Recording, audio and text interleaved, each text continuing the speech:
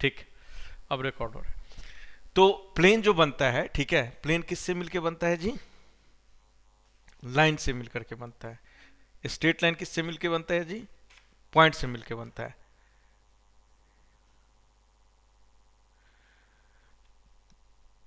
ठीक है, अब देखो मैं प्रूफ करने नहीं जाऊंगा, वैसे प्रूफ कर सकता हूं, ठीक है, कि जैसे प्रूफ करके बताऊं क्या? सेम प्रूफ है जैसे कि हमने, चलो एक बार स्टेटमेंट लिख ही देता हूं, 2 मिनट 10-15 मिनट का काम है। अ प्लेन डेफिनेशन लिख रहा हूं, is a surface, a plane is a surface such that, a plane is a surface such that if any 2 points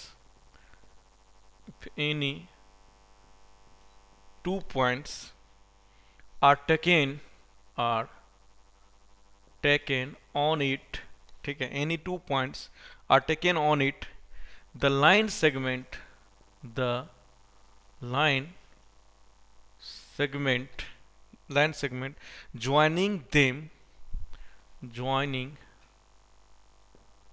them lies completely on surface। देखो इसी तरह का कुछ डेफिनेशन मैं स्ट्रेट लाइन में लिखा था, याद होगा, यदि मैंने ये प्रूफ किया था कि x plus B Y plus C equal to 0 क्यों स्ट्रेट लाइन का इक्वेशन होता है, जनरल इक्वेशन क्यों होता है, याद करो, प्रूफ किया था क्या? अरे प्रूफ किया था, हेलो, किया था। तो वहां पर भी यही डेफिनेशन लिखा था मैंने, ठीक है, याद होगा, तो यहाँ वहां पर भी मैंने यही, इसी टाइप का, मतलब यही डेफिनेशन नहीं, इसी टाइप का डेफिनेशन लिखा था यदि याद होगा तो, ठीक है। तो यहां पर भी डेफिनेशन क्या होता है प्लेन का, कि a plane is a surface, कि एक प्लेन जो एक सरफेस है, such that if any 2 points are taken on it, कि जो सरफेस है, ठीक है, ये सरफेस मान लिया ऐसे, कोई भी 2 पॉइंट जब हमने लिया और इससे जो लाइन ज्वाइनिंग बनाया, और ये लाइन ज्वाइनिंग यदि कंप्लीटली लाई करेगा इस सरफेस पर, ठीक है, तो ये कंप्लीटली लाई करने के बाद जो फिगर ट्रेस आउट होके आता है वो क्या बनता है, उसी को क्या बोलते हैं? प्लेन बोलते हैं। अब इस तरह का 2 पॉइंट कितना हो सकता है? इन्फिनाइट हो सकता है कि नहीं भाई? इस तरह का 2 पॉइंट कितने हो सकता है? इन्फिनाइट हो सकता है। अब इन सबको जोड़ दो, इन सबको जोड़ दो, ये सारे लाइंस बनेगा। ये सारे लाइंस बनने के बाद जो हमारा फिगर ट्रेस आउट होके आएगा, ठीक है, जो ड्राइंग दिखेगा, वो उसी ड्राइंग को हम क्या बोलते हैं? प्लेन बोलते हैं। समझ में बात आई कि नहीं आई? आई बात? ये डेफिनेशन समझ में आया क्या बोल रहा हूं मैं डेफिनेशन से? ठीक है, देखो ये डेफिनेशन वगैरह नहीं भी क्लियर हो तो डजंट मैटर, बट क्लियर होना चाहिए आई थॉट, ठीक है, तभी मैथमेटिक्स पढ़ने का मजा है। अदरवाइज तो सीधे लिख करके क्वेश्चन प्रैक्टिस करवा करके तो जी में जी एडवांस निकाला ही जा सकता है। ठीक है, तो ठीक है, तो क्या बोलते हैं प्लेन का डेफिनेशन, आई होप समझ में आ गया। अब दूसरा पॉइंट क्या है कि A x plus, prove that, ठीक है, A x plus B Y plus C Z plus D equal to 0 represents a plane. ठीक है, अब दूसरा पॉइंट क्या है मेरा कि या प्रूव, ये जो है, ये जो इक्वेशन है, ये इक्वेशन किसको रिप्रेजेंट करता है? एक प्लेन को रिप्रेजेंट करता है। ये इक्वेशन किसको रिप्रेजेंट करता है? एक प्लेन को रिप्रेजेंट करता है। इस बात को मुझे प्रूफ करना है। एक बार प्रूफ मैं बताता हूं, जैसे मैं स्ट्रेट लाइन में प्रूफ कराया था, सेम उसी तरह से यहाँ पे प्रूफ है। ओके, तो एक बार ट्राई करके देखता हूं मैं, ठीक है, कि ऑब्वियस बात है, डेफिनेशन क्या है प्लेन का ये, ठीक है। यदि मुझे ये बात प्रूफ करना है कि ये इक्वेशन प्लेन का इक्वेशन है, तो ऑब्वियस सी बात है, इस पर हमें क्या करना पड़ेगा? 2 पॉइंट लेना पड़ेगा, है कि नहीं? इस प्लेन पे क्या करना पड़ेगा जी? 2 पॉइंट लेना पड़ेगा। तो मैंने क्या किया, इस प्लेन पे इस तरह से दो कोई भी पॉइंट ले लिया, ये ए पॉइंट ले लिया और ये बी पॉइंट ले लिया। तो मैंने इस प्लेन पर 2 पॉइंट ले लिया, ए और बी। ओके, अब ए पॉइंट मान लिया कुछ भी, x1 y1 z1, x1 y1 z1, और बी पॉइंट मान लिया x2 y2 एंड z2, ये 2 पॉइंट मान लिया। अब ऑब्वियस सी बात है, यदि ये इक्वेशन 1 इस प्लेन का इक्वेशन है, तो ये दोनों पॉइंट जो होगा इसको क्या करेगा? सेटिस्फाई करेगा, करेगा कि नहीं करेगा? यदि इसको ये सेटिस्फाई करेगा, यदि इसको ये सेटिस्फाई करेगा, तो इसका मतलब क्या हुआ, यदि ये इसको सेटिस्फाई करेगा तो इसका मतलब ये हुआ कि ax1 plus by1 plus cz1 plus d equal to 0 and ax2 plus by2 plus cz2 plus d equal to 0। ये दो इक्वेशन में लिख सकता हूं, ठीक है, ये जंक्शन करके चल रहा हूं, ठीक है। अब मैंने कोई एक r पॉइंट ले लिया, ठीक है, इस AB पर कोई r एक आर्बिट्ररी पॉइंट ले लिया, r एक आर्बिट्ररी पॉइंट ले लिया, ओके, r एक आर्बिट्ररी पॉइंट ले लिया। अब मुझे बताओ कि यदि ये r सपोज करता हूं, ठीक है, कि r जो है इस PQ को λ/1 रेशियो में डिवाइड कर रहा है, r जो है इस PQ को λ/1 में डिवाइड कर रहा है। तो यदि ये λ/1 में डिवाइड करेगा तो r का जो कोऑर्डिनेट हो जाएगा, ओके, r का कोऑर्डिनेट क्या हो जाएगा जी, lambda x2 plus x1 by lambda plus 1, lambda y2 plus y1 by lambda plus 1, lambda z2 plus z1 by lambda plus 1। ये r हो जाएगा कि नहीं हो जाएगा, बोलो हाँ या ना, ठीक है, ठीक है। तो अब देखो, अब हमें क्या एक्चुअल में प्रूव करना है। हमारा डेफिनेशन के अकॉर्डिंग क्या था कि a plane is a surface such that if any two points are taken on it the line segment joining them lies completely on a surface. अब हमने ये दो पॉइंट बनाया, दो पॉइंट से मैंने ये स्ट्रेट लाइन, अब ये स्ट्रेट लाइन जो है कंप्लीटली इस प्लेन पे लाई कर रहा है। यदि मैं ये प्रूफ कर दूंगा तो ये बात प्रूफ हो जाएगा कि ये स्ट्रेट लाइन का इक्वेशन है। भाई ये जो दो पॉइंट है, इससे ये जो स्ट्रेट लाइन बना, ये स्ट्रेट लाइन बना। अब इसी स्ट्रेट लाइन को मैं प्रूफ कर दूं कि ये जो स्ट्रेट लाइन बना, ये स्ट्रेट लाइन कंप्लीटली लाई कर रहा है इस प्लेन पर, तो होप ये बात प्रूफ हो गया ना कि ये मतलब इक्वेशन स्ट्रेट प्लेन को रिप्रेजेंट कर रहा है। तो अब हम प्रूफ करने जा रहे हैं कि ये लाइन कंप्लीटली कैसे इस प्लेन पे लाई कर रहा है। तो अब सोच के देखो कि यहां पर जैसे मैं लेमडा की वैल्यू चेंज करूंगा, लेमडा का डिफरेंट वैल्यू लूंगा, तो ये आर की वैल्यू क्या होगा, ए से बी के बीच में वैरी करते रहेगा। कभी ये पॉइंट बनेगा, कभी ये, कभी ये, कभी ये, इस तरह से ढेर सारे पॉइंट बनेगा। लेमडा की वैल्यू चेंज करेंगे तो बनेगा कि नहीं बनेगा। मतलब यदि मैं यहां पर lambda belongs to real number लिख दूं, तो लेमडा यदि रियल नंबर हो गया, ठीक है, तो ऑब्वियस सी बात है, लेमडा यदि रियल नंबर हो गया तो ऑब्वियस सी बात है ए और बी के बीच में ये सारे हो सकता है कि सारे के सारे पॉइंट्स को रिप्रेजेंट कर दे जब लेमडा की वैल्यू रियल नंबर लिख दिया, तो है कि नहीं। और सारे पॉइंट को रिप्रेजेंट कर दिया तो लेमडा की वैल्यू जैसे जैसे वैरी करेगा, तो ये लेमडा की वैल्यू वैरी करेगा, तो ये स्ट्रेट लाइन बन गया कि नहीं बन गया, बन गया, बन गया।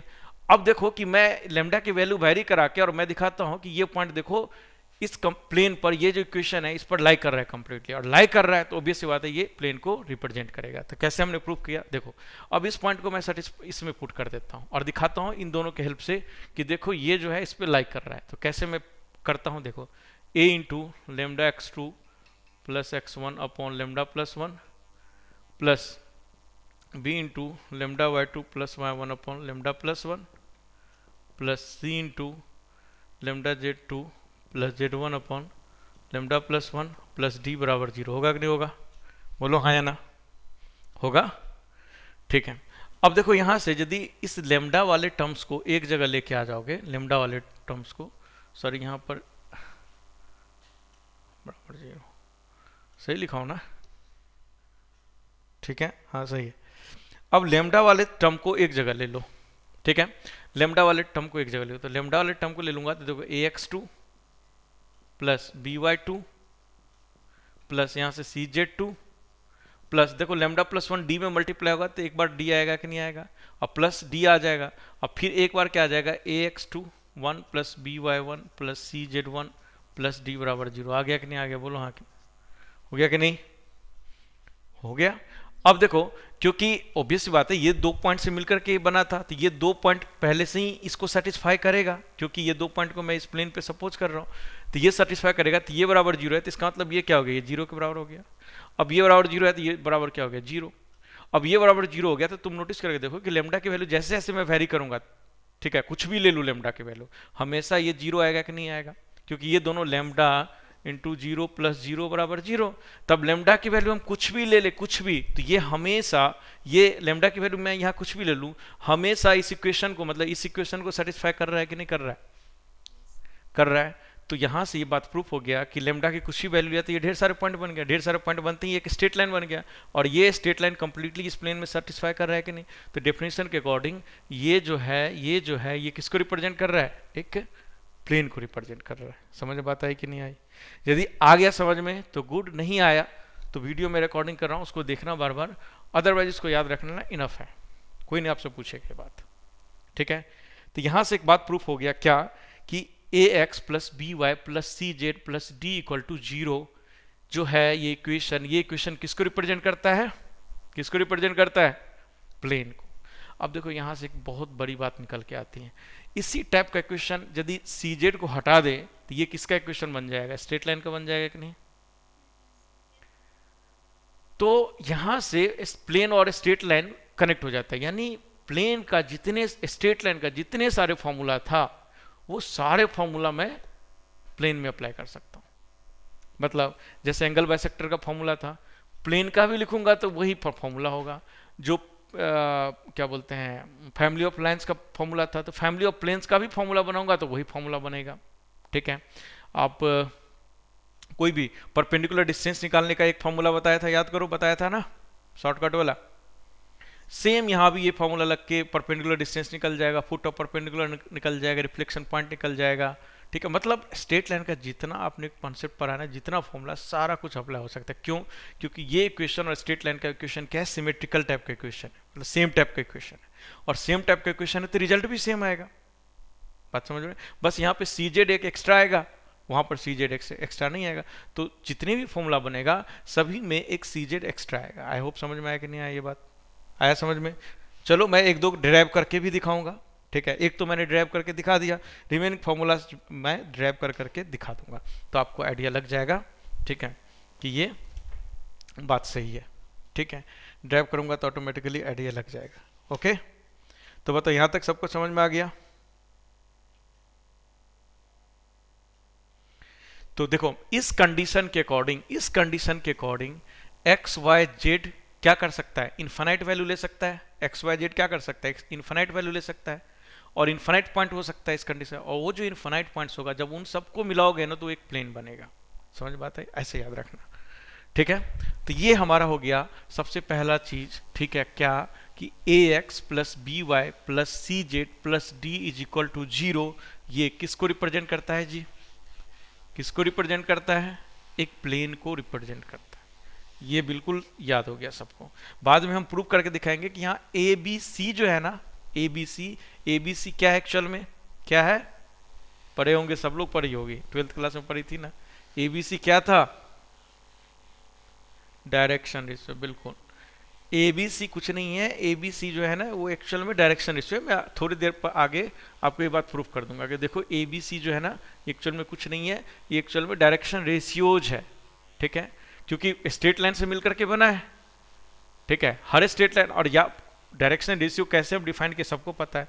तो प्लेन के केस में भी जो प्लेन है 3D में स्पेस में किसी प्लेन को रिप्रेजेंट करेंगे तो प्लेन भी तो एक्स एक्सिस वाई एक्सिस और जेड एक्सिस के साथ कुछ एंगल बनाएगा, बनाएगा कि नहीं बनाएगा, बनाएगा। तो ऑब्वियसली बात है X axis Y axis Z axis के साथ जो बनाता है वो डायरेक्शन रेशियोज होता है, डायरेक्शन को साइन होता है, उसी का डायरेक्शन रेशियोज होता है। इस बात को ऐसे भी समझ सकते हो क्या कि ढेर सारे स्ट्रेट लाइन से मिलकर प्लेन बना है, तो एक स्ट्रेट लाइन क्या करता है, एक्स वाई जेड के साथ बनता है, डायरेक्शन को साइन बनाता है। तो ऑब्वियसली बात है उसी के अकॉर्डिंग हम डायरेक्शन रेशियोज भी प्लेन का बता सकते हैं, ठीक है। ऐसे भी सोचा जा सकता है, ठीक है। तो सिंपल सी बात हुई कि किसी भी प्लेन में कितने अननोन होता है, प्लेन में कितने अननोन टर्म है एक्चुअल में, 4 की 3। प्लेन में एक्चुअल में देखो प्लेन का इक्वेशन मैंने क्या लिखा, A x plus B Y plus C Z plus D बराबर 0, ये प्लेन का इक्वेशन लिखा। तो इसमें एक्चुअल में कितने अननोन है, 4 नहीं 3 है, ठीक है। क्यों, डी से पूरे में डिवाइड मार दो, डी से डिवाइड मार दोगे तो ये तो 1 हो गया, तो सिर्फ ये वाला और ये वाला सिर्फ 3 ही अननोन है ना। तो इसमें इसका मतलब इसमें ओनली 3 अननोन है, ओनली मतलब लिख दूं क्या, A upon D plus B upon D plus C upon D plus 1 equal to 0। तो कितने अननोन है देखो, 1 2 3। तो इसका मतलब क्या हुआ, प्लेन का इक्वेशन लिखने के लिए मुझे हमेशा 3 अननोन की जरूरत होगी, है कि नहीं। यदि मेरे को 3 अननोन मिल जाएगा तो हम प्लेन के इक्वेशन को लिख सकते हैं, है कि नहीं, है कि नहीं। ठीक, तो ये बात सबको समझ में आ गया, ठीक है, इसमें तो कुछ है ही नहीं। ठीक है, अब जो है कि तो भी ऐसी बात है कि भाई, अच्छा चलो, प्लेन के लिए मिनिमम कितने, जैसे लाइन के लिए मिनिमम कितने पॉइंट था, लाइन के लिए कितने मिनिमम पॉइंट होना चाहिए, 2। तो वैसे प्लेन के लिए कितने मिनिमम पॉइंट होना चाहिए, यहीं से ये बात पता लगता है, यहां से भी पता लगता है, और प्रैक्टिकली भी सोच के देखो कि यहां से भी 3 अननोन के लिए 3 इक्वेशन चाहिए, है कि नहीं। तो यहां से भी हमें पता लग जाएगा कि 3 अननोन चाहिए, 3 इक्वेशन चाहिए, 3 पॉइंट चाहिए, 3 पॉइंट से मैं पास करूंगा, 3 इक्वेशन बनेगा, 3 को सॉल्व करेंगे तो तीनों अननोन मिल जाएगा। तो हमें 3, और तुम नोटिस करके देखो कि हमें 2 पॉइंट से पास करने वाला कितने प्लेन बनेगा, 2 पॉइंट से पास करने वाला कितने प्लेन बनेगा जी, इनफाइनाइट प्लेन बनेगा। बट 3 पॉइंट से पास करने वाला कितने बनेगा, यूनिक बनेगा। तो एक पॉइंट, हाँ, तो अभी छोटा सा एक पॉइंट लिखते हैं, ठीक है। तो फटाफट लिखो ये छोटा सा पॉइंट, और यहीं से डेफिनेशन स्टार्ट हो जाएगा हमारा, मतलब यहीं से प्लेन का इक्वेशन लिखना स्टार्ट हो जाएगा। तो चलिए लिखिए, तो कि in space in a space to fix a plane in a space to fix a plane in a space to fix a plane in a space to fix a plane we need either first point 3 non collinear points। इधर लिखने के बाद ऐसे लिखना है, इधर first point, ठीक है, 3 नॉन कोलिनियर पॉइंट। सही बात है कि नहीं है भाई, सही बात है कि नहीं है, जल्दी बोलो है ना। 3, अभी मैंने बात बताया कि 3 नॉन कोलिनियर पॉइंट हो जाएगा तो हो जाएगा ये काम। देखो हमने मैथमेटिकली भी प्रूफ किया और आप प्रैक्टिकली भी सोच सकते हो, विजुअलाइज कर सकते हो। तो 3 नॉन कोलिनियर पॉइंट्स, ठीक है। सेकेंड पॉइंट, और direction perpendicular to the plane and a point on the plane, a direction perpendicular to the plane and a point on the plane। हाँ, बस 3 नॉन कोलिनियर पॉइंट रहेगा तो हम plane का equation लिख देंगे, दैट्स इट। सेकेंड पॉइंट कि a direction perpendicular to the plane and a point on it बताओ, सेकेंड पॉइंट समझ में आया, सेकेंड पॉइंट समझ में आया, जल्दी बोलो है ना। किसी को नहीं आया तो जल्दी बोलना सर नहीं आया। A direction perpendicular to the plane and a point on it. अब बताओ मुझे, देखो सिंपल सी बात है, एक पॉइंट से, ठीक है, एक परपेंडिकुलर, जैसे ये प्लेन, मतलब कोई भी परपेंडिकुलर ले लिया, एक लाइन ले लिया, प्लेन ऐसे ले लिया कि देखो ये मैंने एक परपेंडिकुलर ले लिया। अब इस परपेंडिकुलर, इसके परपेंडिकुलर डायरेक्शन में कितने प्लेन हो सकता है जी, इनफिनिट। देखो मेरे हाथ को प्लेन मानो तो एक प्लेन ये हो गया, थोड़ा सा मैं ऊपर कर दिया दूसरा प्लेन हो गया, थोड़ा सा ऊपर कर दिया तीसरा प्लेन हो गया, चौथा प्लेन हो गया, पांचवा प्लेन हो गया, छठा, ऐसे करके तो कितने इनफिनिट प्लेन हो गया। अब उसमें से मुझे एक यूनिक प्लेन को पहचाना है तो एक पॉइंट से पास करा दूं, तो जैसे उस पॉइंट से पास कराऊंगा तो ठहर जाएगा प्लेन। तो मेरे को एक परपेंडिकुलर डायरेक्शन एक चाहिए और एक पॉइंट, मतलब पॉइंट चाहिए, तो मैं प्लेन का इक्वेशन लिख सकता हूं, है कि नहीं, उस प्लेन को यूनिकली पहचान सकता हूं, है कि नहीं। याद करो, प्लेन के परपेंडिकुलर कितने वेक्टर हो सकता है, बताए थे 2 वेक्टर, या तो ऐसे या तो ऐसे। तो प्लेन के परपेंडिकुलर मान के चलो इस तरह से एक वेक्टर है। अब इस वेक्टर के परपेंडिकुलर कितने प्लेन हो सकता है, इनफाइनाइट प्लेन हो सकता है, ओके। तो इस इनफाइनाइट में से मुझे किसी एक यूनिक प्लेन को पहचानना है, तो मैं उस प्लेन को किसी यूनिक पॉइंट से पास करा दूं तो ऑटोमेटिकली वो पहचान में आ गया कि नहीं। डायरेक्शन मुझे कौन दे दिया, ये परपेंडिकुलर वेक्टर, और मुझे लोकेशन कौन दे दिया, पॉइंट दे दिया, तो लोकेशन मेरे को पता लग गया, डायरेक्शन पता लग गया, प्लेन फिक्स हो गया। स्ट्रेट लाइन में कौन डायरेक्शन फिक्स करता था? Parallel to line. और परपेंडिकुलर प्लेन में कौन फिक्स करेगा direction? Perpendicular to the plane. याद रखना, भूलना मत, ये छोटी सी बात। और क्यों परपेंडिकुलर होगा? लॉजिक समझ में आया? लॉजिक समझ में आया कि भाई परपेंडिकुलर क्यों होगा और पैरेलल लाइन में क्यों होगा? दोनों लॉजिक क्लियर है? तो याद रखना कि लाइन के वक्त में हमें पैरेलल चाहिए होती है और प्लेन के वक्त में हमें परपेंडिकुलर। ये पहली क्लास वेक्टर की क्लास में मैंने क्लियर कर दिया था ये बात, प्लेन और लाइन के बीच। किए थे कि नहीं किए थे? अरे याद करो, पहली क्लास में मैं किया होगा, ठीक है, कि भाई लाइन के परपेंडिकुलर कितने वेक्टर हो सकता है, ये सारा वेक्टर का ही काम था, तो वेक्टर में ही कर दिया होगा मेरे ख्याल से।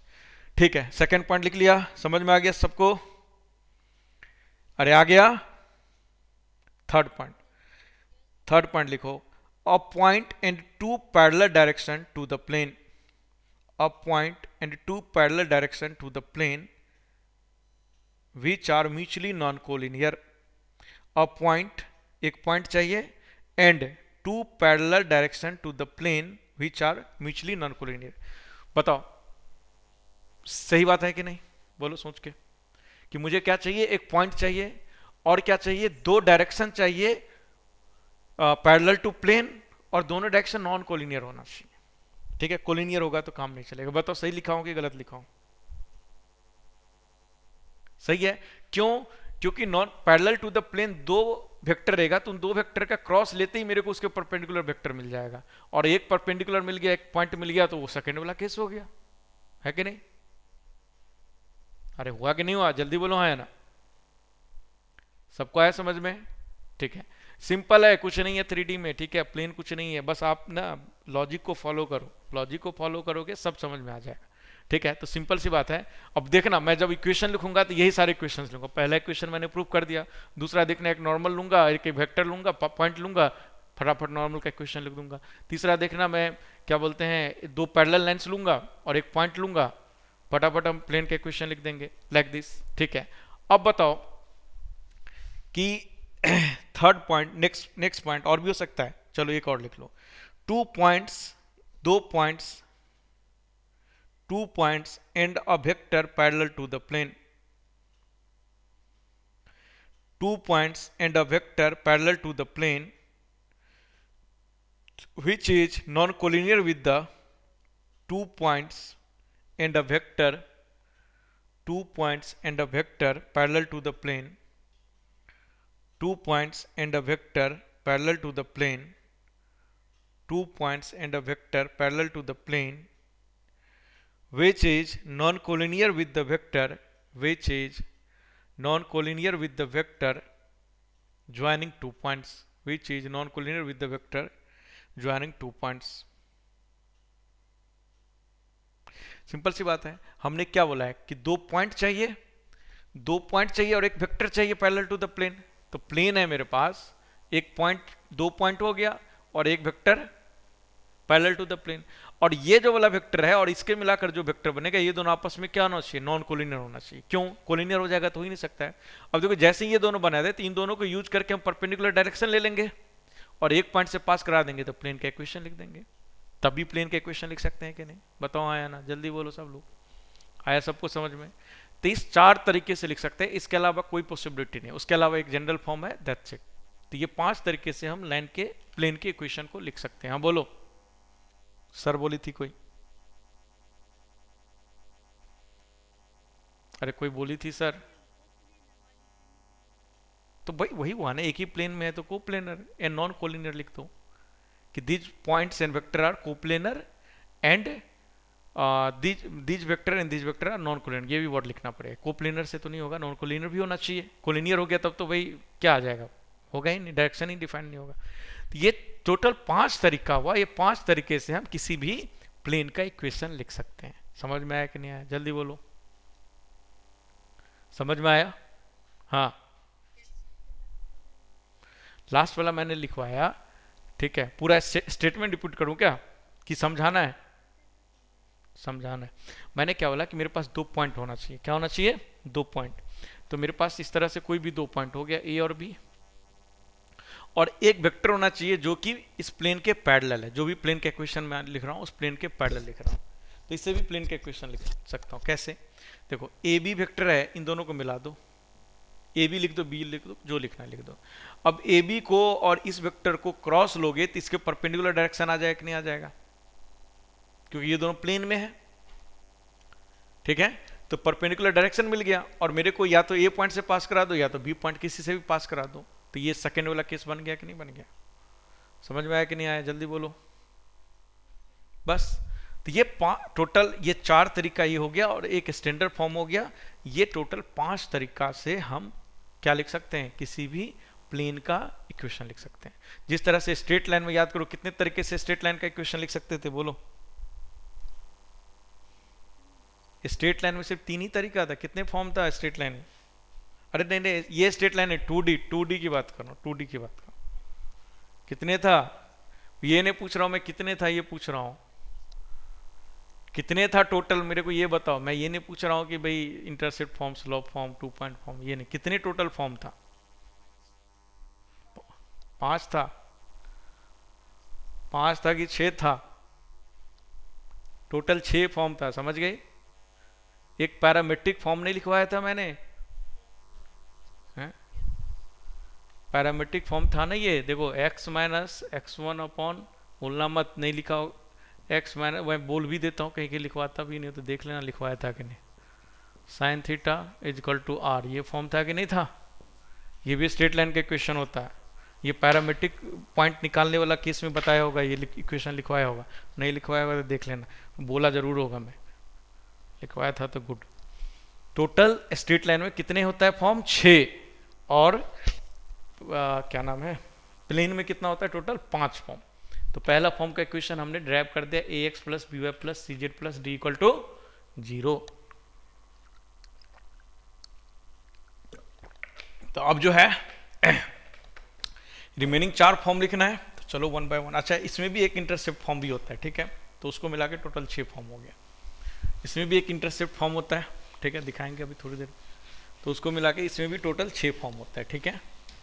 अब 1 बाय 1 सारे फॉर्म का लिखते हैं कि इक्वेशन कैसे लिखेंगे। आपको हम समझा दिए हैं। अब सिंपल सी बात है कि तुम नोटिस करके देखो कि एक x इंटरसेप्ट हो जाएगा, एक y इंटरसेप्ट और एक z इंटरसेप्ट। तो कितने पॉइंट मिल गया मुझे? 3 पॉइंट मिल गया कि नहीं? एक a 0 0 हो गया, एक 0 b 0 हो गया, एक 0 0 c हो गया। 3 पॉइंट मिल गया कि नहीं? अरे मिला कि नहीं? अब ये 3 पॉइंट से हम इक्वेशन लिख सकते हैं, बिल्कुल लिख सकते हैं, अभी लिख के दिखाते हैं। तो टोटल कितने? 6। टोटल 6 फॉर्म हो गया। एक इंटरसेप्ट फॉर्म भी होता है, ठीक है। तो टोटल 6 फॉर्म हो गया आपका प्लेन में भी, और होना भी चाहिए, ठीक है। तो देखो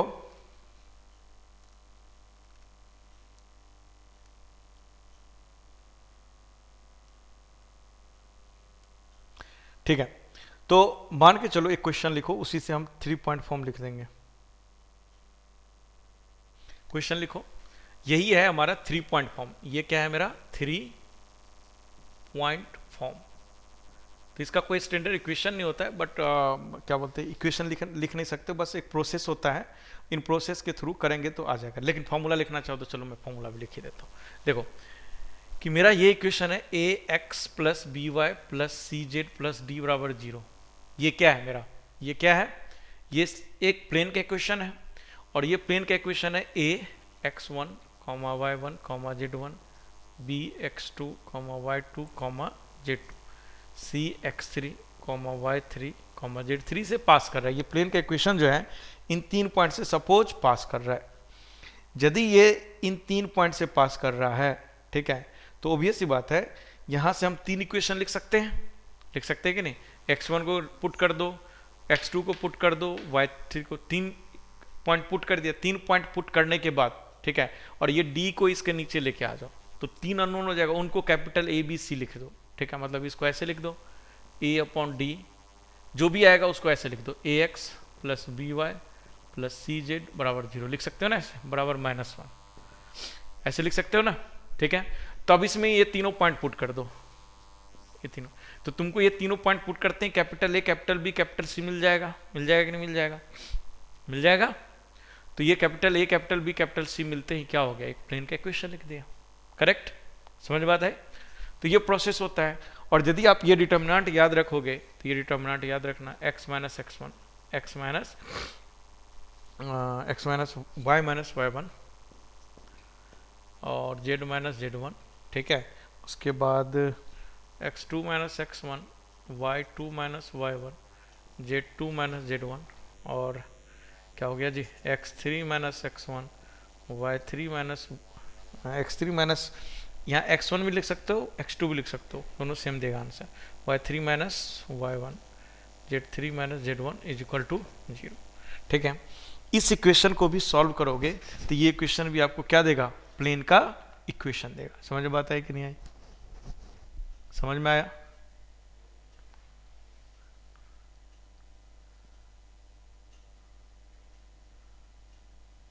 ठीक है, तो ये एक इक्वेशन हो गया, इसको भी याद रखना, ठीक है। ये 3 पॉइंट फॉर्म हो गया, ठीक है। दूसरा हो गया क्या, एक इक्वेशन ये हो गया, दूसरा इक्वेशन, ठीक है, कि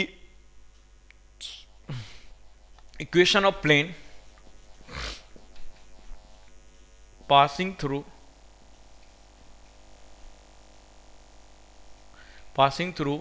ax1 y1 z1, कि कोई प्लेन है जो कि इस पॉइंट से पास कर रहा है, तो उस प्लेन का इक्वेशन, और जिसका डायरेक्शन रेशियो चलो ABC होता है, ठीक है। तो उस प्लेन का इक्वेशन मैं क्या लिख सकता हूँ, ठीक है, अभी मैं प्रूव करता हूँ, ठीक है। a into x minus X one plus B into Y minus Y one plus C into Z minus Z one is equal to 0, ठीक है। तो ये जो है ये क्या हो गया आपका प्लेन का इक्वेशन किसी एक पॉइंट से पास करते हुए, ठीक है।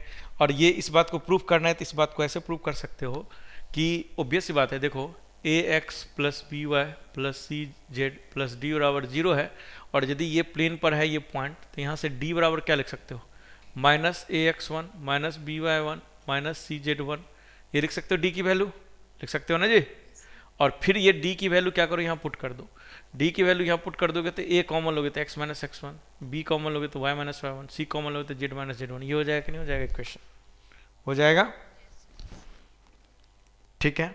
और अभी ए बी सी को कांस्टेंट ही समझो, अभी हम डिक्लेयर नहीं किए, प्रूफ नहीं किए हैं कि ए बी सी क्या है यहाँ पर डायरेक्शन रेशियो, ऑल्दो होता है, ठीक है, बट हम प्रूफ करेंगे थोड़ी देर में, ठीक है।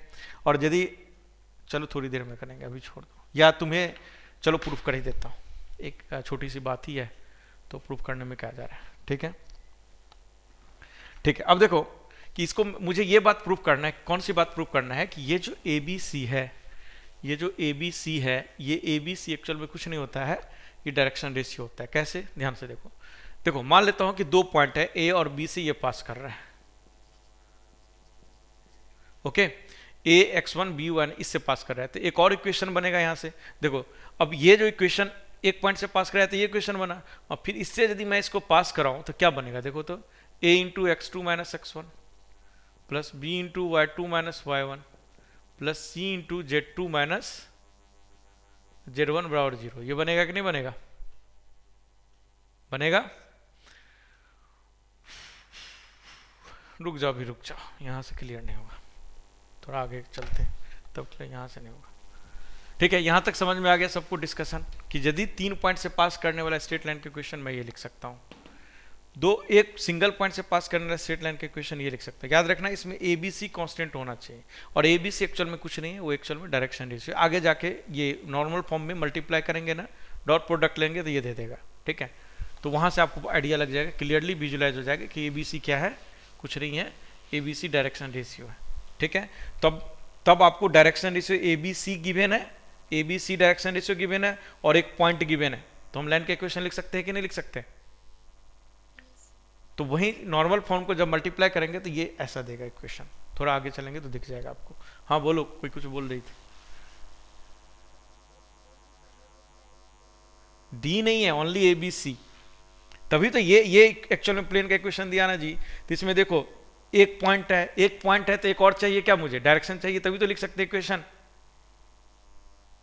अभी थोड़ी देर पहले तो यहां पर तो मेरे पास एक पॉइंट ही है सिर्फ, और तो कुछ नहीं है, तो हम इक्वेशन कैसे लिख सकते हैं, तो मुझे एक डायरेक्शन चाहिए, तो वो ए बी सी कुछ नहीं, ये ए ये बी और ये सी क्या है, ये एक्चुअल में डायरेक्शन रेशियो। अभी थोड़ी देर में आपको नॉर्मल फॉर्म लिखेंगे ना, तो वहां पे ये बात प्रूफ हो जाएगा, और नॉर्मल फॉर्म में ही तो होता है एक डायरेक्शन और एक पॉइंट, और ये क्या है, एक डायरेक्शन एक पॉइंट वाला फॉर्म है एक्चुअल में, ठीक है। तो ये अलग से नहीं है, इसलिए अलग से लिखे, कार्टेशियन फॉर्म में इसकी जरूरत पड़ती है, इसलिए मैंने लिख दिया इसको, ऑल्दो ये एक्चुअल में नॉर्मल फॉर्म ही है, नॉर्मल फॉर्म का कार्टेशियन इक्वेशन है ये एक्चुअल में। ठीक है, बताओ यहां तक समझ में आ गया सबको? बोलो आया ना? अरे आ गया? ठीक है, अब देखो इंटरसेप्ट फॉर्म, इंटरसेप्ट फॉर्म लिखते हैं। ठीक है, तो इंटरसेप्ट फॉर्म क्या हो जाएगा जी? प्लेन का इक्वेशन इंटरसेप्ट इमेजिन कर लेना, ठीक है ना? इस तरह से एक प्लेन बनेगा, बनेगा ना जी? इस तरह से एक प्लेन बनेगा ना? इमेजिन करना 3D में, 3D में थोड़ा सा इमेजिन करना, ये 3D पिक्चर नहीं है बट इमेजिन करना, मतलब ठीक है, समझ इमेजिन कर लेना। ओके, तो ये पॉइंट मान लेता हूँ, इसको हमेशा x मानता हूँ मैं, इसको y और इसको z। तो ये पॉइंट क्या हो जाएगा जी? ये पॉइंट क्या हो जाएगा? A0 0। ये पॉइंट क्या हो जाएगा जी? 0 B0। और ये पॉइंट क्या हो जाएगा जी? 0 0 C। अब ये 3 पॉइंट है, वो डिटर्मिनेंट वाला फॉर्म सॉल्व करो तो आपको इक्वेशन दे देगा, है कि नहीं? या तुम जो हमने ax plus B Y plus सी जेड में पुट कर करके देखो तो वहां से मिल जाएगा। ठीक है, ए बी सी की वैल्यू मिल जाएगा, और ए बी सी की वैल्यू जब पुट करोगे तो आपका इक्वेशन क्या निकलेगा?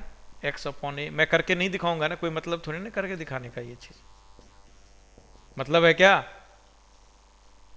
ये आ जाएगा। ठीक है, और याद करो स्ट्रेट लाइन में भी इक्वेशन इसी तरह से आता था कि नहीं आता था? बोलो हाँ या ना? बताओ क्या ये कैसे आ रहा है?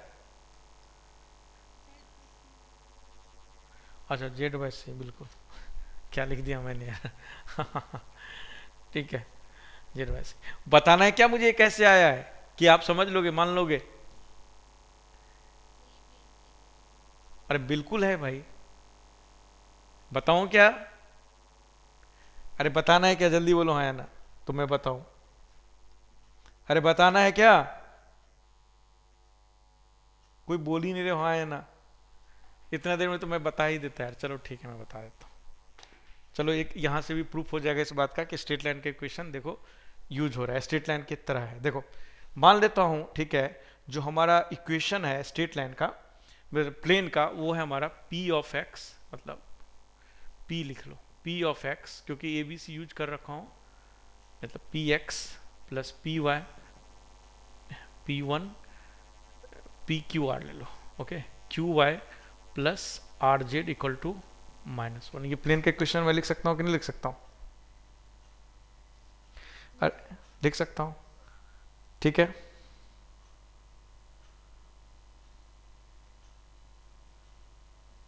ओके, ठीक है, मैंने ये लिख दिया। नहीं तो ये मत करो, ठीक है, ये ना करके तुम ये सपोज करो।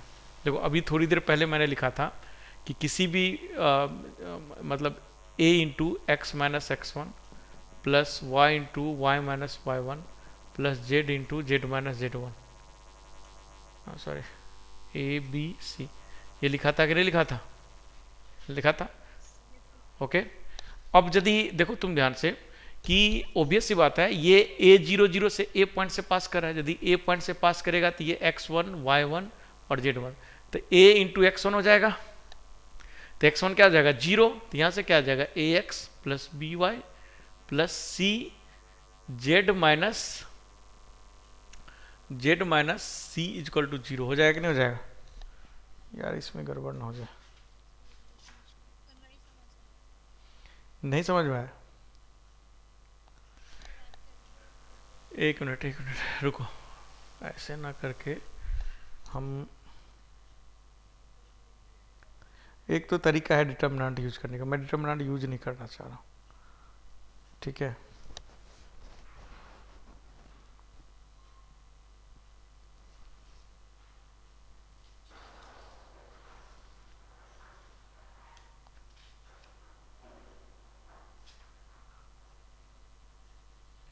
इसको मैं ऐसे कर दूं, ठीक है, नहीं आ तो जाएगा क्या डिटर्मिनेंट यूज करके? हम्म, हाँ उसी से आएगा, एक मिनट। देखो हमारा जो सिंगल पॉइंट फॉर्म था a into x minus X one plus B into Y minus Y one plus C into Z minus Z one is equal to 0, ये था नहीं क्वेश्चन जी? अब ये भी ड्राइव किए थे ये, ठीक है। अब ऑब्वियस सी बात है, ए पॉइंट ए 0 0 से ये पास कर रहा है, इससे यदि ये पास करेगा तो ए इंटू इस एक्स के जगह क्या लिखूंगा, ए माइनस एक्स वन, है कि नहीं? नहीं,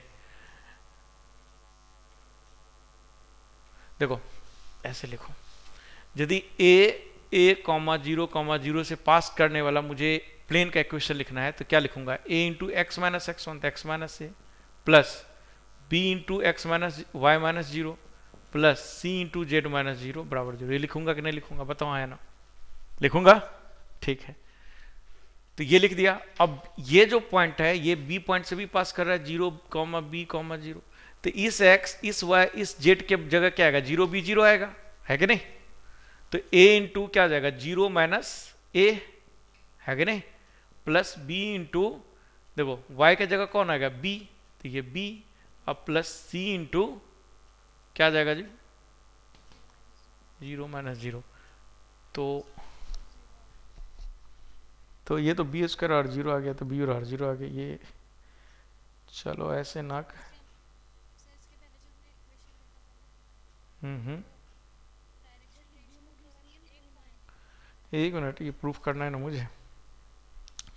तो हाँ, हम्म हम्म,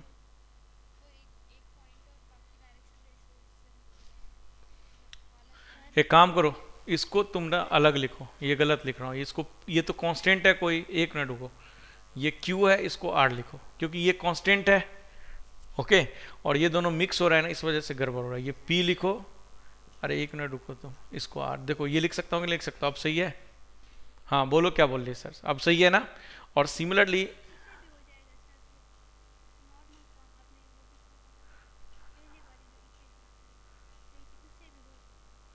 चलो ठीक है, तुम लिख के भेज देना, ठीक है। अब तीसरा क्या हो जाएगा, p into 0 - 0 plus q into 0 - 0 plus r into C बराबर 0, ये आएगा।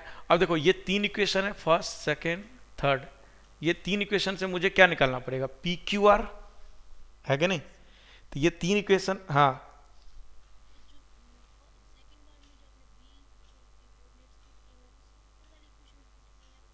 इस वाले में किया भाई, ये इक्वेशन हो गया ना, एक किसी इस पॉइंट से पास करने वाला प्लेन का इक्वेशन ही हो जाएगा, और इस इक्वेशन को ये और ये भी सेटिस्फाई करेगा। अब इन दोनों इक्वेशन को यूज करके मैं पी क्यू आर लिख देता हूँ। तो P अपॉन, देखो जब P लिखूंगा क्रॉस मल्टीप्लीकेशन, तो B इंटू क्या आएगा, C, तो P के नीचे कौन आएगा, B इंटू सी। Q के नीचे कौन आएगा जी, Q देखो ये है, तो ये क्या आ जाएगा, CA, तो Q के नीचे कौन आएगा, CA, और R के नीचे ऑटोमेटिकली सिमेट्रिसिटी से ए बी सी सी ए, तो ए बी आ जाएगा। और R देखो, R को हटा दो, R को हटा दो तो तुम नोटिस करके देखो, और ए और R को हटाऊंगा मैं तो गड़बड़ कर दिया हूँ कहीं क्या, हाँ यहाँ ना, अरे ये 0 - A Q इंटू बी, तो R अपॉन क्या आ जाएगा जी, Q, R अपॉन, एक मिनट, ये ए, अरे सही है ना, सही है ना, देखो ना ये P है, तो ये तो जीरो, हाँ देखो ये P है, ये Q के साथ जाएगा तो ये 0 आ गया। और मैंने यहाँ कहीं गलती किया हूँ, यहाँ यहाँ जो आएगा, देखो यहाँ तो 0 - A आएगा, ठीक है ना, और यहाँ y में 0, अच्छा 0 - A, बिल्कुल ये 0 - A आएगा, तो ये देखो ए भी मल्टीप्लाई हो गया ना, अब आ रहा है, ठीक है। इसको यदि मैं लेमडा सपोज कर लूँ, ठीक है, तो यहाँ से पी क्यू लेमडा आ जाएगा। अब पी क्यू का वैल्यू इसमें पुट कर देता हूँ, जो मैंने इक्वेशन ये सपोज किया था, पी क्यू प्लस ये, मतलब यहाँ क्या लिखा हुआ है जी, P X minus A plus Q Y plus R Z equal to 0, ये लिखा हुआ है ना, ठीक है। तो यहाँ से अब मैं p की वैल्यू निकाल लेता हूँ, p की वैल्यू क्या आ जाएगा, लेमडा बी सी, तो यहाँ पुट कर दो p की वैल्यू लेमडा बी सी, तो ये क्या आ जाएगा, p की value lambda b c into x minus ए, प्लस q की वैल्यू क्या आ जाएगा जी, लेमडा ए सी, तो lambda a c y plus r की वैल्यू क्या हो जाएगा जी, लेमडा ए बी बराबर क्या हो जाएगा 0। लेमडा पूरे में कॉमन लेके 0 के पीछे लेके चले जाओ, ओके। और ये देखो X B into B C, और ये माइनस ए बी सी हो जाएगा, तो ए बी सी को उधर लेके चले जाओ तो प्लस ए बी सी हो जाएगा, तो y into a c plus ये क्या था जी, जेड इंटू ए बी, जेड इंटू ए बी बराबर ए बी सी। अब ए बी सी से दोनों तरफ डिवाइड कर दो, तो ये क्या आ गया, X by A plus Y by B plus Z by C equal to 1। आ गया कि नहीं आ गया? तो ये प्रूफ है। और भी तरीके से कर सकते हो, मैंने ऐसे किया, आप लोग दूसरे तरीके से भी कर सकते हो, ठीक है। तो तुम नोटिस करो इंटरसेप्ट फॉर्म में, इंटरसेप्ट फॉर्म में स्ट्रेट लाइन में क्या होता था, इतना होता था कि नहीं होता था? अब देखो इसमें एक बढ़ गया ना, तो हमने क्या बोला था थोड़ी देर पहले कि सारा इक्वेशन सिमेट्रिकल आएगा स्ट्रेट लाइन जैसे, क्योंकि हमारा जो स्टैंडर्ड इक्वेशन था वो सिमेट्रिकल है, ये था और ये है, ये है और ये है, तो इसीलिए सिमेट्रिकल इक्वेशन हमेशा आएगा, ठीक है। ऑलवेज हमारा सिमेट्रिकल इक्वेशन आएगा, किसका? स्ट्रेट लाइन का और प्लेन का, यानी स्ट्रेट लाइन इन 2D और प्लेन इन 3D, क्योंकि हमारा इक्वेशन ही क्या आता है, सिमेट्रिकल आता है। समझ में आया कि नहीं आया? हाँ देखो ये जो है ये हमने इक्वेशन सपोज किया है, यानी a00 से पास करने वाला किसी भी प्लेन का इक्वेशन मैं ये लिख सकता हूँ कि नहीं लिख सकता हूँ, बोलो। जहाँ पर पी क्यू आर क्या था, पी क्यू आर एक कॉन्स्टेंट्स था, ठीक है। तो मैं लिख सकता हूँ कि नहीं? बिल्कुल हाँ लिख सकता हूँ। अब ये जो स्ट्रेट लाइन है ये बी पॉइंट से पास कर रहा है कि नहीं कर रहा है? तो इस बी पॉइंट से पास कर रहा है, तो ये एक्स इस वाई इस जेड के बदले क्या लिख सकता हूँ, 0 B 0 लिख सकता हूँ। तो 0 B 0 लिखने पर ये लिख दिया, ठीक है। सिमिलरली ये सी पॉइंट से पास कर रहा है, तो सी पॉइंट से पास कर रहा है, तो ये देखो एक्स वाई और इस जेड के बदले 0 0 सी लिख दिया, तो ये हो गया। अब इन दोनों इक्वेशन से क्रॉस मल्टीप्लिकेशन करके P upon Q upon R upon लिखते थे, क्वाड्रेटिक में बताए थे, तो उससे मैंने क्रॉस मल्टीप्लिकेशन सी वाला लिख दिया ताकि पी क्यू आर मिल जाए, लिख दिया, ठीक है। अब ये पी क्यू आर मिल गया, तो यहाँ से पी की जो वैल्यू आ जाएगी वो हमने निकाल लिया, क्यू की वैल्यू लेमडा लिख दिया इसको, और पी क्यू आर की वैल्यू लिख दिया। अब पी की वैल्यू, क्यू की वैल्यू, आर की वैल्यू पुट कर दिया, फिर लेमडा कॉमन ले लिया, 0 की तरफ भेज दिया। फिर यहाँ पर देखो ये बी सी ए है, तो उसको उस तरफ लेके चला गया, तो ये ए बी सी हो गया। अब फिर ओवरऑल में ए बी सी डिवाइड करते हैं, मेरे को डिजायर्ड इक्वेशन आ गया। तो ये इक्वेशन तुम नोटिस करके देखो, यही मैं प्रूफ करने की, प्रूफ मैं इसलिए किया, ऑल्दो मैं प्रूफ नहीं करता, बट इसलिए कर दिया ये दिखाने के लिए कि देखो कि स्ट्रेट लाइन का इक्वेशन इन 2D और प्लेन का इक्वेशन इन 3D का इक्वेशन का टाइप जो होता है ना वो सेम होता है। वहां पर x अपॉन ए वाई अपॉन बी बराबर 1 था, क्योंकि 2 वेरिएबल होना चाहिए, यहाँ 3 वेरिएबल होना चाहिए, यानी 3 डायमेंशन होना चाहिए, तो इसलिए x by A plus Y by B plus Z by c आया। समझ में आया कि नहीं आया? आ गया समझ में? तो यहां से ये बात प्रूफ हो गया। हाँ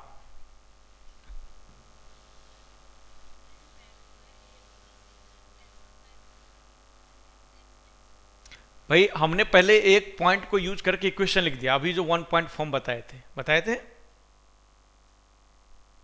तो उस 1 पॉइंट फॉर्म यूज करके हमने इक्वेशन लिख दिया। फिर इस इक्वेशन में मैंने ए बी और सी को सेटिस्फाई करा दिया, ठीक है, ओके। स्टार्टिंग में मैं इसी बात से कंफ्यूज हो रहा था, इस वजह से नहीं आ रहा था, तो फिर सोचा तब समझ में आया कि ऐसे करेंगे तो आ जाएगा, ओके। हाँ हम्म, क्या सेकेंड वाला क्या? सेकेंड वाला एक्चुअल में उसमें ए बी सी जो है ना, स्मॉल ए बी सी, वो एक्चुअल में अभी थोड़ी देर पहले ही तो बोला था, वो डायरेक्शन रेशियो है, जो कि नॉर्मल फॉर्म में जाएंगे तो हम प्रूव कर देंगे। डायरेक्शन रेशियो गिवन नहीं होगा, ऑब्वियस सी बात है। 2 इक्वेशन लिखने के लिए मुझे एक मतलब ओरिएंटेशन फिक्स करने के लिए और एक लोकेशन फिक्स करने के लिए 2 चीज़ चाहिए होता है। एक ओरिएंटेशन फिक्स करना है प्लेन का, और एक लोकेशन फिक्स करना है, तभी तो हम प्लेन का इक्वेशन लिख सकते हैं, है कि नहीं? तो इसीलिए ओरिएंटेशन, वो स्मॉल ए बी सी क्या देता है, एक्चुअल में ओरिएंटेशन देता है, और जो पॉइंट जो देता है वो क्या देता है, लोकेशन देता है, ठीक है, with respect to origin, okay. और ओरिएंटेशन देता है with respect to X Y Z, हमारा जो प्लेन है उस प्लेन के रिस्पेक्ट में। तो देखो ये हमारा हो गया किसका, इसका। अब तुम यहीं से एक छोटी सी बात बता सकते हो, यदि मुझे एक्स वाई प्लेन का इक्वेशन लिखना है, equation of X Y, equation of X Y plane, बताओ क्या होना चाहिए, एक्स वाई प्लेन क्या होना चाहिए जी, क्या होना चाहिए, जेड इक्वल टू 0, सिंपल सी बात है कि नहीं? कि भाई एक्स वाई प्लेन में कोई भी आप पॉइंट लोगे तो उसमें कौन रहेगा, एक्स कोऑर्डिनेट और वाई कोऑर्डिनेट रहेगा, जेड कोऑर्डिनेट क्या होगा, जीरो होगा। तो सिंपली जेड बराबर जीरो लिख दें। Similarly for other. समझ में बात आई कि नहीं आई, जल्दी बोलो हाँ या ना। तो ये छोटी सी बात है, याद रखना। या कंबाइंडली कोई बोलेगा, ठीक है, तो कंबाइंडली छोड़ो, इतना लिखना काफी। ठीक है, यहां तक समझ में आ गया सबको? बताओ यहां तक आ गया कि नहीं आ गया? ठीक है, तो यहां तक था मतलब बेसिक्स। ठीक है, अब हम स्टार्ट करने जा रहे हैं वेक्टर इक्वेशन लिखना। ठीक है, ये तो कार्टेशियन थोड़ा था। कार्टेशियन पढ़ाने के पीछे पर्पस इतना था कि मैं स्ट्रेट लाइन को और प्लेन को क्या करूं, कनेक्ट कर दूं। कनेक्ट कर देने पे क्या होगा, आपको आइडिया लग जाएगा कि स्ट्रेट लाइन और का इक्वेशन और प्लेन का इक्वेशन सेम टाइप का आएगा। नहीं आज रहने दीजिए, चाय कॉफी नहीं आज चाय कॉफी। निधि मैम है? अच्छा घूमने गए, ठीक, रहने दीजिए ना। ओके, तो अब मैं लिखने जा रहा हूं क्या कि वेक्टर इक्वेशन। ठीक है, तुम लोग खुद ही लिख लोगे, ठीक है ना। वेक्टर इक्वेशन, ठीक है, vector equation of a plane. Calculus का क्लास कोई मत छोड़ना आप, कैलकुलस इसके जस्ट बाद मैं कैलकुलस स्टार्ट करूंगा, समझ गए। इंटरनेट पे कैलकुलस सब भगा के पढ़ाता है, ठीक है। कैलकुलस की क्लास मत छोड़ना, बार बार बोला। मैं रिकॉर्डिंग भी मुझे याद दिला देना, मैं रिकॉर्डिंग भी कर लूंगा ताकि किसी का छूटे, रिकॉर्ड कर लेना। कैलकुलस बहुत इंपॉर्टेंट है जे एडवांस के हिसाब से। ठीक है, जे एडवांस में आपको स्कोर करना है तो कैलकुलस ही है। जे मेन में तो आप तीनों से कर सकते हो मिक्स करके। ठीक है, तीनों से मिक्स करके मीन्स व्हाट कि आप सॉरी क्या नाम है यार, कोऑर्डिनेट, अलजेब्रा और क्या हुआ, एक कौन बचे, ट्रिगो नहीं, कैलकुलस। ट्रिगो से क्वेश्चन नहीं आता है, दो एक प्रॉपर्टी ऑफ ट्रायंगल से पूछ देगा, वो भी सिलेबस से हटा दिया है, पूछेगा कि नहीं पूछेगा पता नहीं। ठीक है, इसीलिए मैं स्टार्टिंग में नहीं पढ़ाया। ठीक है, तो क्या बोलते हैं आपको जो मेनली है, ठीक है, कैलकुलस, अलजेब्रा और कोऑर्डिनेट। तो जे मीन्स में ना इजी क्वेश्चन पूछता है तीनों तरफ से। ठीक है, बहुत ज़्यादा टफ नहीं पूछा जाता है। बट जे एडवांस में अलजेब्रा इतना आसान नहीं पूछेगा। ठीक है, समझ गए। कोऑर्डिनेट आसान पूछेगा बट अलजेब्रा आसान। तो अलजेब्रा का भरपाई करने के लिए आपका कैलकुलस है। तो जे एडवांस क्रैक करना है तो आपको कैलकुलस बहुत स्ट्रांग करना पड़ेगा, बहुत स्ट्रांग, समझ गए। और कैलकुलस में, ठीक है, स्ट्रांग करने का देखो, कैलकुलस पूरा कंसेप्चुअल है, उसमें कम भी क्वेश्चन प्रैक्टिस करो, कुछ चैप्टर को छोड़ करके, जैसे इंडेफिनिट इंटीग्रेशन है, उसमें वो कंसेप्चुअल नहीं, उसमें प्रैक्टिस करना ही पड़ेगा तभी आपको आएगा। ठीक है, तो इंडेफिनिट इंटीग्रेशन तो प्रैक्टिस मांगता है। ठीक है, वो कॉन्सेप्ट लिमिटेड होता है, उतने लिमिटेड से कोई भी इंडेफिनिट सॉल्व होता है। बट उसका भी एक शॉर्टकट होता है, यदि वो शॉर्टकट अप्लाई हो गया क्वेश्चन में तो गारंटी क्वेश्चन सॉल्व होकर आएगा, और नहीं हुआ तो प्रॉपर मेथड से करना पड़ेगा। ठीक है, वो शॉर्टकट मैं बता दूंगा वहां पर। ठीक है, तो जे एडवांस के हिसाब से कैलकुलस बहुत इंपॉर्टेंट है, कैलकुलस की क्लास मत छोड़ना। ठीक है, कैलकुलस बहुत इंपॉर्टेंट है और बहुत आसान भी है, एक बार कंसेप्चुअली समझ में आ गया तो जो डिफरेंशियल कैलकुलस है ना, ठीक है, बहुत इजीली हो जाएगा। डिफरेंशियल कैलकुलस ही टफ पड़ता है, इंटीग्रल कैलकुलस टफ नहीं पड़ता है। इंटीग्रल कैलकुलस तो प्रोसीजरल क्वेश्चन होता है, डेफिनिट को छोड़ दे तो। ठीक है, डेफिनिट को मैं छोड़ दूं, डेफिनिट इंटीग्रेशन को, तो इंडेफिनिट, एरिया अंडर कर्व और डिफरेंशियल इक्वेशन, ये तीन चीज आता है। ये तीनों प्रोसीजरल होता है कि एक प्रॉपर प्रोसीजर होता है, इसी प्रोसीजर से क्वेश्चन सॉल्व होगा। जैसे 3D है, 3D क्या है, प्रोसीजरल चैप्टर है कि एक प्रोसेस है, उस प्रोसेस के अकॉर्डिंग क्वेश्चन सॉल्व होगा। समझ बात है। बट तुम नोटिस करके देखो, सीक्वेंस सीरीज कोई प्रोसीजर है, सीरीज का कुछ भी दे देगा, कैसे भी कनेक्ट करके करना पड़ेगा आपको, कोई प्रोसीजर नहीं है पर्टिकुलर। परमुटेशन पढ़ाऊंगा, कोई प्रोसीजर ही नहीं है। प्रोबेबिलिटी पढ़ाऊंगा, कोई प्रोसीजर नहीं, कहां से क्या कनेक्ट होगा, कुछ होगा पता ही नहीं लगेगा। 3D है, 2D है, पूरा प्रोसीजरल क्वेश्चन है। वेक्टर है, प्रोसीजरल नहीं है, कोई प्रोसीजर नहीं है, वो कहीं से भी कुछ भी कनेक्ट कर देगा। आप कल ही देखो ना, एंगल बाइसेक्टर हम निकालने तो कैसे कनेक्ट किया, कोई प्रोसीजर है इसका, कोई प्रोसीजर नहीं। तो जो प्रोसीजरल चैप्टर है ना, वो बहुत इजीली, मतलब जिसका दिमाग नहीं भी चलता है वो क्वेश्चन कर सकता है वहां से। जो प्रोसीजरल नहीं है उसमें दिमाग चलना चाहिए। तो इसीलिए कैलकुलस वाला क्लास मत छोड़ना कोई। रिकॉर्डिंग का याद दिला देना ताकि मैं सारे क्लास रिकॉर्ड कर लूँ, छूट भी गया किसी का तो देख सकते हो। चलिए, है vector equation of plane of a plane passing through, obvious सी बात है, पासिंग थ्रू गिवन पॉइंट, एक पॉइंट चाहिए और क्या चाहिए, and normal to a given vector, vector या प्लेन कुछ भी लिख लो, ठीक है। समझ में आया यहां तक क्या करने जा रहे हैं, समझ गए? ठीक है। देविका गौतम ऑनलाइन हो कि नहीं आज? अच्छा ठीक। तुम्हारा आवाज नहीं आया बहुत देर तक, तो मुझे लगा क्या हो गया तुमको। मुझे लगा कि तुम है ही नहीं क्लास। ओके ठीक है, चलिए आगे बढ़ते हैं। तो अब मुझे वेक्टर इक्वेशन लिखना है, ठीक है, प्लेन। तो देखो सिंपल सी बात है कि मेरे पास क्या गिवन है, एक प्लेन गिवन है, इस प्लेन पे मेरे को कोई एक पॉइंट गिवन है, ये पॉइंट है, ये वेक्टर है, ओके। ये पॉइंट है, इसको मैंने मान लिया सपोज ए वेक्टर, और इस प्लेन के परपेंडिकुलर मेरे को एक वेक्टर गिवन है, उसको जनरली एन वेक्टर से, एन कैप से या एन वेक्टर से हम डिनोट करते हैं, फिलहाल एन वेक्टर ही मानो, ठीक है, क्योंकि वेक्टर लिखा हो गिवन वेक्टर तो एन वेक्टर ही ले लो। तो देखो एन वेक्टर ले लिया मैंने, तो भाई अब लिख सकता हूँ कि नहीं प्लेन का इक्वेशन, बताओ हाँ है ना। अभी अभी थोड़ी देर पहले ये बात क्लियर की थी, लिख सकता हूँ कि नहीं? लिख सकता हूँ। अब लिख सकता हूँ तो हमें एक आर्बिट्रेरी पॉइंट लेना पड़ेगा, उसी आर्बिट्रेरी पॉइंट का लोकस क्या होगा, प्लेन का इक्वेशन होगा। तो ये आर्बिट्रेरी पॉइंट ले लिया, और इस आर्बिट्रेरी पॉइंट को जनरली वेक्टर में किससे डिनोट करते हैं, वेक्टर आर से, है कि नहीं? अरे करते हैं कि नहीं? ठीक है।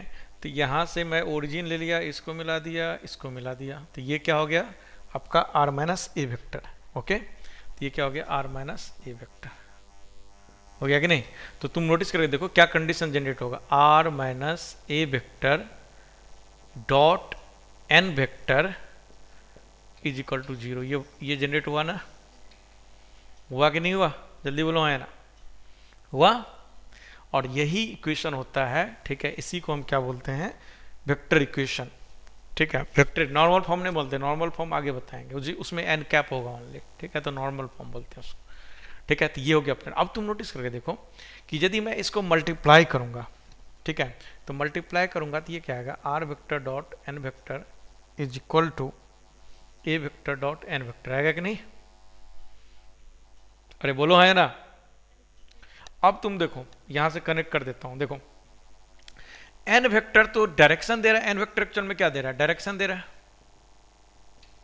यदि एन वेक्टर डायरेक्शन दे रहा है तो इस बात की गारंटी है कि ये एन वेक्टर कुछ नहीं है, डायरेक्शन रेशियो वाला वेक्टर है, तभी तो डायरेक्शन रेशियो वाला वेक्टर है। डायरेक्शन दे रहा है तो ऑब्वियस बात है डायरेक्शन रेशियो वाला वेक्टर होगा, है कि नहीं? अरे है कि नहीं? तो ये एन वेक्टर को मैं हमेशा लिखूंगा a i cap plus b j cap plus c k cap, है कि नहीं? अरे है कि नहीं? अरे बताओ है ना, है, ठीक है। अब ए वेक्टर क्या होगा, कोई एक पॉइंट होगा, तो पॉइंट होगा, और एन वेक्टर क्या है, वो ए बी सी, तो इन दोनों का डॉट क्या आएगा, कोई ना कोई एक कांस्टेंट आएगा कि नहीं आएगा? अब देखो ये एक्स आई क्या पाएगा, ये वाई जे क्या पाएगा, जेड जे क्या पाएगा, और इसके साथ डॉट लेंगे तो क्या आएगा, a x plus B Y plus C z equal to d आएगा।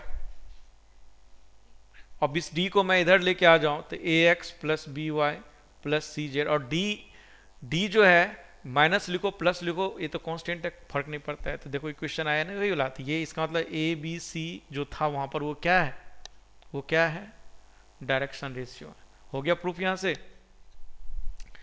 समझ में बात आई?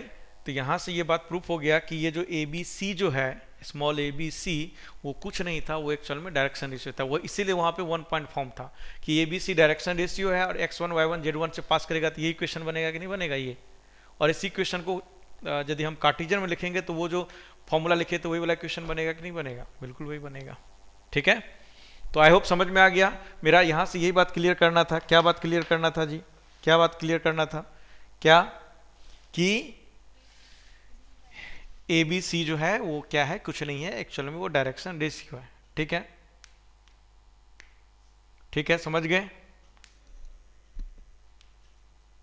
ठीक है। तो बहुत स्टैंडर्ड बुक में इसको ऐसे भी लिखा रहेगा, तो समझ जाना ये क्या लिखा हुआ है, R vector dot N vector is equal to small D, ऐसा भी लिखा रहेगा। क्योंकि ये क्या देगा, ये दोनों को मल्टीप्लाई करेंगे तो ये क्या देगा जी,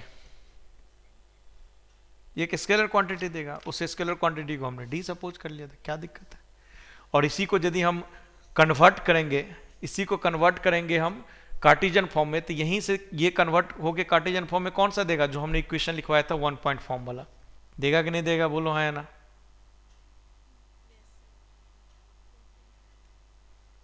बोलिए।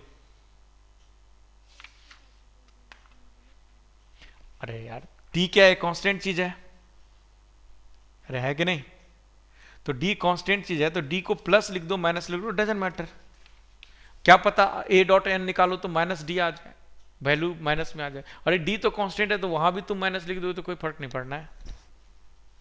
अरे डी कांस्टेंट है ना, तो तुम minus low plus low, vector तो है ना कि माइनस प्लस लेंगे तो चेंज हो जाएगा आंसर, है कि नहीं?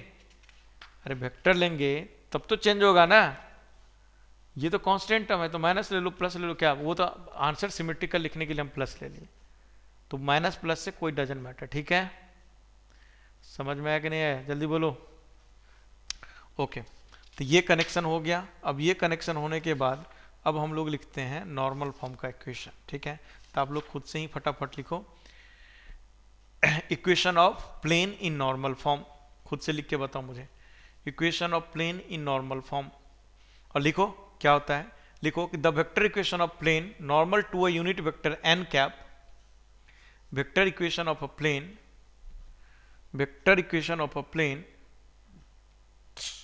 Plane normal to a unit vector n cap, n cap, and at a distance d from the origin, and at a distance d from the origin is the vector equation of a plane normal to a unit vector n cap। लिख लिया यहां तक? लिख लिया? The vector equation of a plane normal to a unit vector n cap and at a distance d from the origin, and at a distance d from the origin is कितने के बराबर होगा बताओ? याद रखना, ये d नहीं है, ये ओरिजिन से डिस्टेंस नहीं होता है। बच्चे लोग कंफ्यूज हो जाता है कभी कभार कि इसको भी बोल देता है ओरिजिन से डिस्टेंस। नहीं, नॉर्मल फॉर्म में जब लिखेंगे तभी वो d जो होगा ना वो ओरिजिन से डिस्टेंस होगा। समझ बात है? ये नॉर्मल फॉर्म नहीं है। ये कौन सा फॉर्म है? Vector form. ये कौन सा फॉर्म है? Vector form. अभी जो मैं लिखवा रहा हूं वो है नॉर्मल फॉर्म। अभी जो मैंने लिखवाया हूं ना वो नॉर्मल फॉर्म है। तो बताओ इक्वेशन क्या आएगा, सोच कर बताओ।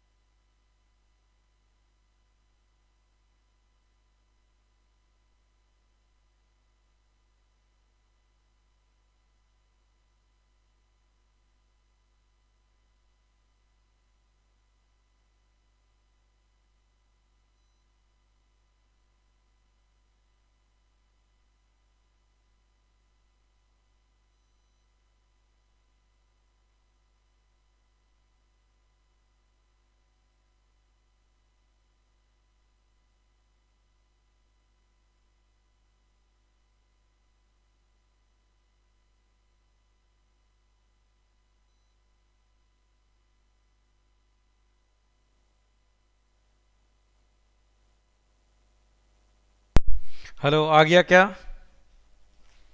हेलो, आ गया answer?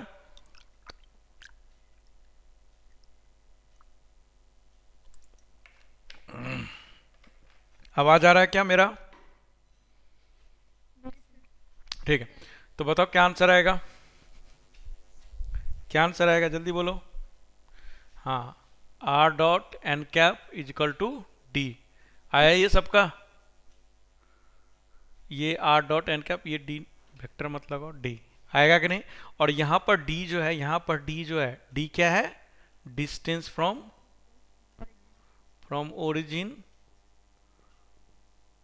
Origin to the plane. समझ गए? तो जब भी ऐसा इक्वेशन दिया हो और मुझे इसमें कन्वर्ट करना है तो दोनों तरफ किससे डिवाइड मारना पड़ेगा? दोनों तरफ किससे डिवाइड मारना पड़ेगा? Mod of N vector. हाँ बिल्कुल, मैग्नीट्यूड ऑफ एन से। जब मैग्नीट्यूड ऑफ n से डिवाइड कर देंगे तब मेरे को क्या मिल जाएगा, नॉर्मल फॉर्म। और इसको क्या बोलते हैं, नॉर्मल फॉर्म। इसमें लिख लेना, this is called normal form. क्या बोलते हैं इसको, नॉर्मल फॉर्म। ओके। और एन कैप यहाँ यूनिट वेक्टर है, इसका मतलब एन कैप क्या है यहाँ पर, एन कैप डायरेक्शन कोसाइन है। यहाँ पर एन कैप कुछ नहीं है, एक्चुअल में डायरेक्शन कोसाइन वेक्टर है। ओके। यहाँ पर एन कैप क्या है, डायरेक्शन कोसाइन वेक्टर। सही बात है, अरे है कि नहीं। तो इसी, तो इसको क्या बोलते हैं हम, नॉर्मल फॉर्म। इसको क्या बोलते हैं हम, नॉर्मल फॉर्म। ठीक है। एक पॉइंट, नोट पॉइंट लिख लो कि from vector form to convert normal form we have to divide modulus of N या मैग्नीट्यूड ऑफ एन। बच्चे गलती करता है इसीलिए लिख लो, क्लास में मेजोरिटी % बच्चे इस बात से मिस्टेक हो जाता है और गलत आंसर देता है।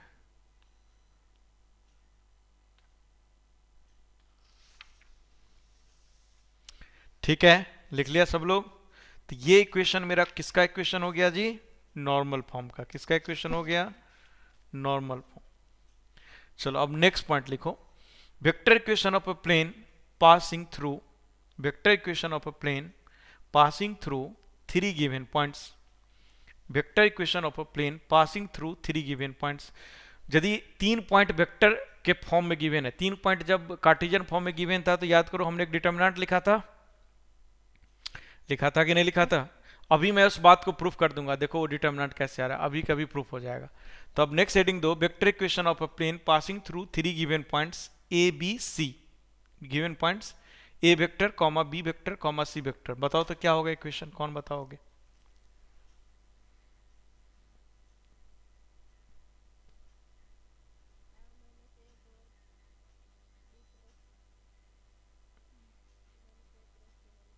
तीन पॉइंट गिवन है, फिर से तुम गलती कर रही है या सांकी जाला।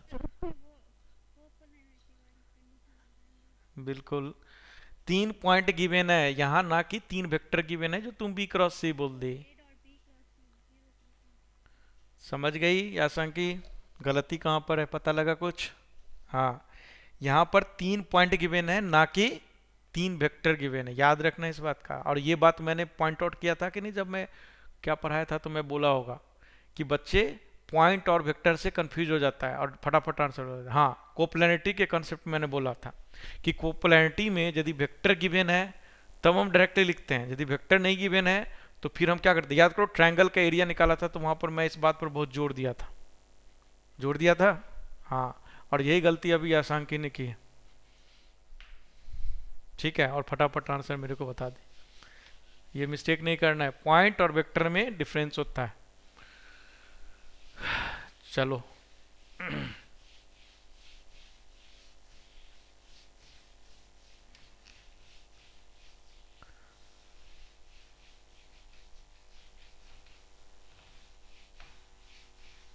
चलिए देखिए, इसको करेंगे तो कैसे करेंगे, छोटी सी बात है, कुछ नहीं है, सब लोग कर सकते हैं इस चीज को। कि देखो मेरा ये प्लेन है, ये प्लेन है। ओके, इस प्लेन में 3 पॉइंट है, मान लेता हूँ ये ए पॉइंट है, ये बी पॉइंट है, और ये ए पॉइंट का ए वेक्टर है, बी वेक्टर है, और ये सी पॉइंट है, सी वेक्टर। ओके, ये 3 पॉइंट है। अब ये 3 पॉइंट है तो मैं क्या करता हूँ, ए पॉइंट से पास करा देता हूँ प्लेन को। तो ए पॉइंट से पास करा दूंगा तो R vector minus A vector हो जाएगा कि नहीं हो जाएगा, डॉट। अब मुझे क्या चाहिए, एन वेक्टर। क्या चाहिए मुझे, एन वेक्टर। अरे एन वेक्टर चाहिए कि नहीं चाहिए, तो एन वेक्टर चाहिए तो इसको मिला देता हूं। तो इसको मिला दूंगा तो क्या बन जाएगा, बी माइनस सी वेक्टर। और इसको मिला दूंगा तो क्या बन जाएगा जी, सी माइनस सी वेक्टर।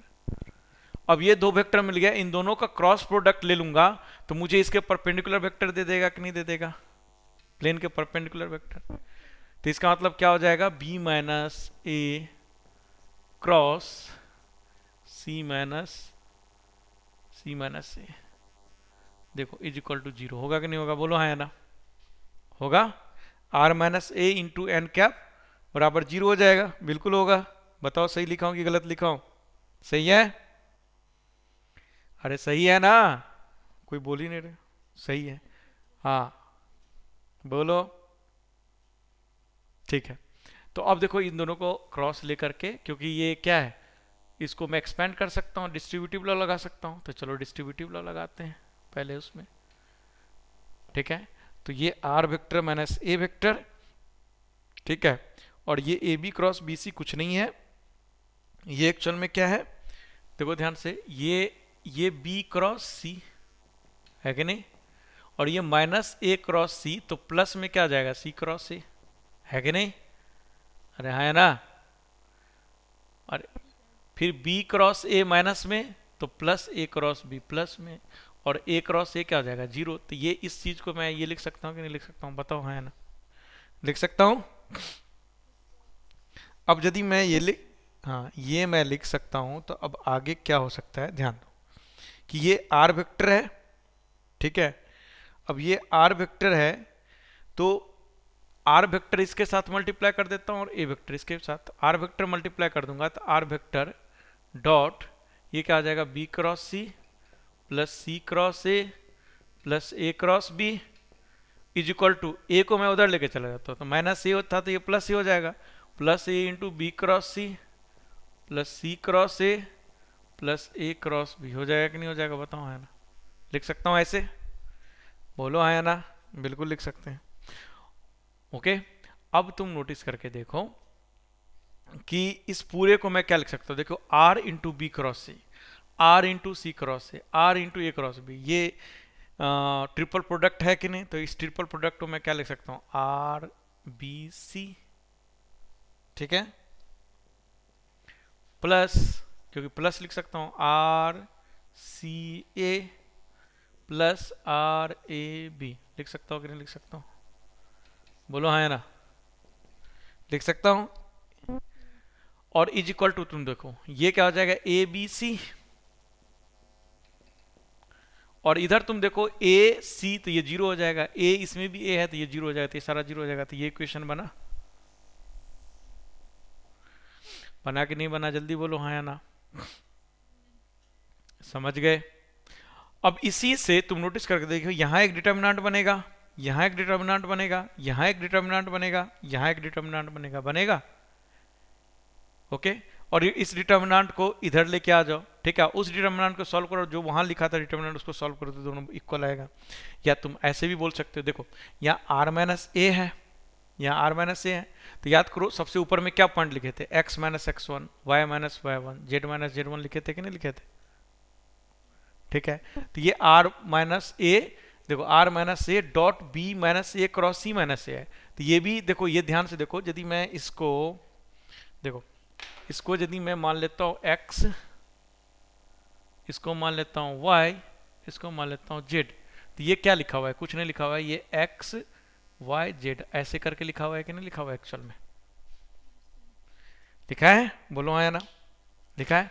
तो तुम नोटिस करके देखो, सबसे पहला पहला रो क्या बनेगा, x minus X one, Y minus Y one, Z minus Z one, दूसरा रो क्या बनेगा, देखो x2 two minus X one, x3 minus Y two minus Y one, Z two minus Z one, और ये क्या है, Z three minus Z one, Z two minus Z three minus Z one, sorry X three minus X one, Y three minus Y one, Z three minus Z one, है कि नहीं लिखा हुआ, देखो यहाँ से, है कि नहीं,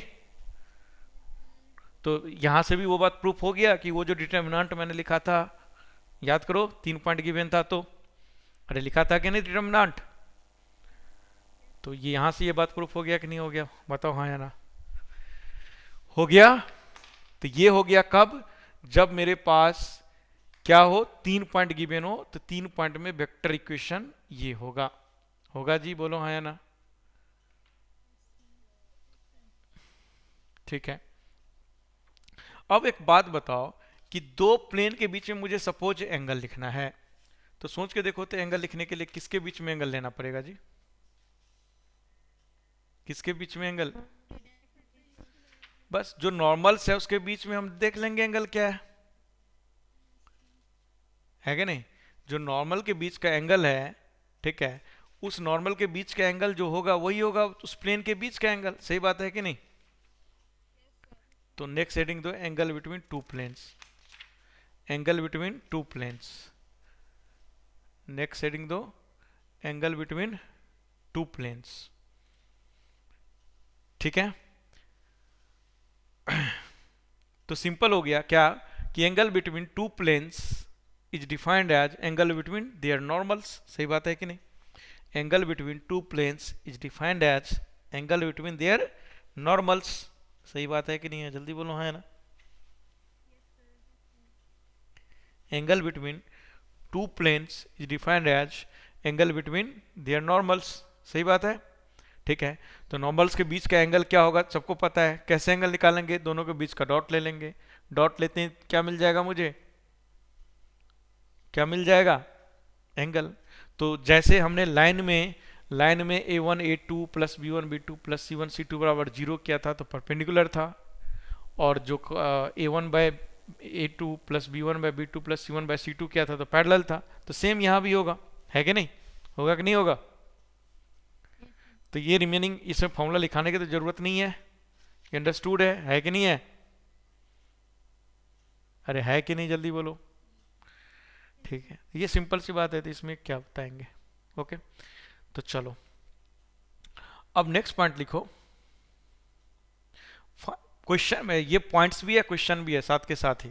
देखो, find the equation of the plane passing through the point, find the equation of a plane passing through the point 1, 1, -1. Find the equation of the plane passing through the point 1, 1, -1 and perpendicular to the planes passing through the point 1, 1, -1 and perpendicular to the plane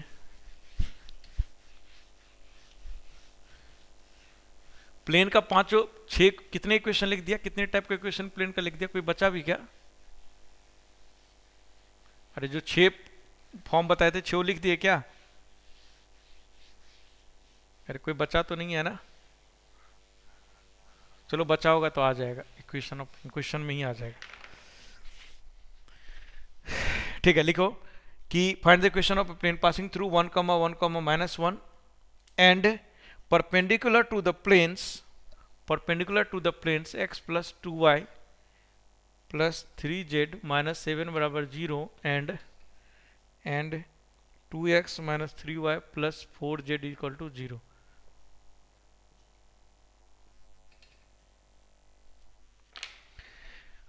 Find the equation of the plane passing through the point 1, 1, -1 and perpendicular to the planes x plus 2y plus 3z minus 7 बराबर 0 and 2x minus 3y plus 4z is equal to 0। ठीक है, करो इसको।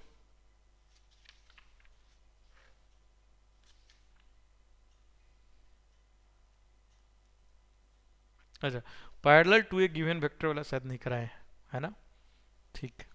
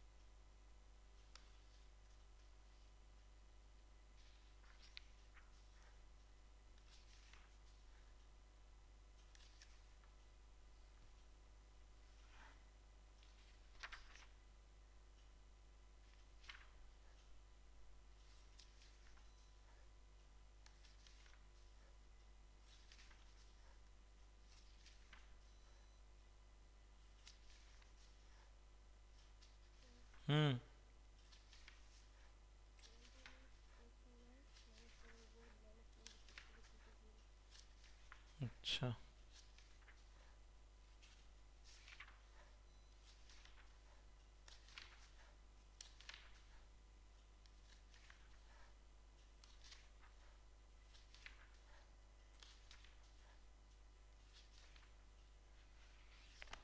चलिए देखें, answer आना चाहिए आपका।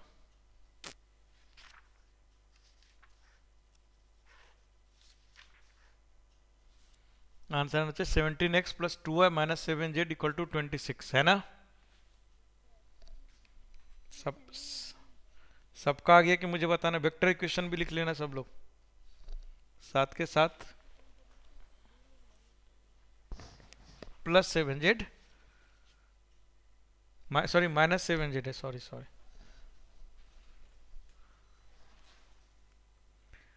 सब लोग वेक्टर इक्वेशन भी लिख लेना फटाफट। किसी को नहीं आया तो बोलो, मैं बताऊं फिर। नहीं आया तो बताना, मैं बताऊंगा फिर। ओके ठीक है, एक ट्राई दो, बढ़िया से ट्राई दो, 2 मिनट और दे रहा हूँ क्योंकि इजी चीज़ है, कोई बड़ी चीज़ नहीं है।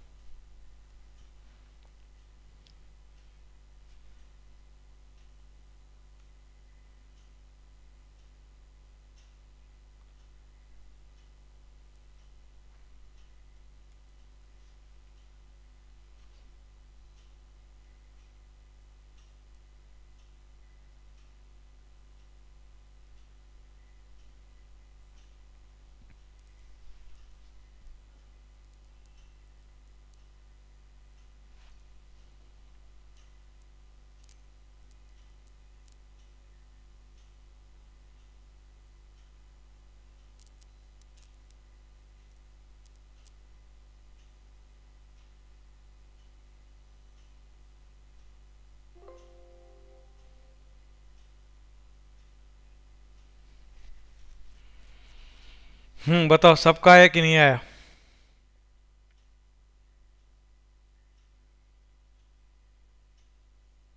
हेलो, सबका आया कि नहीं आया?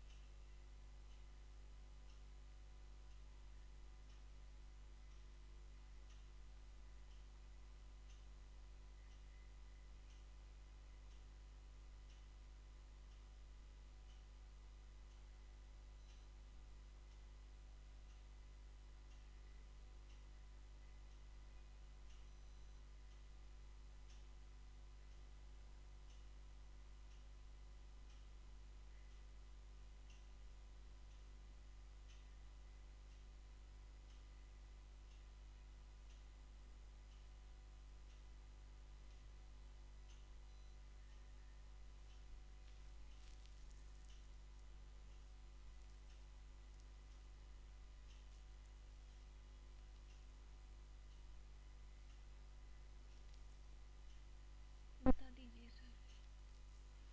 ठीक है,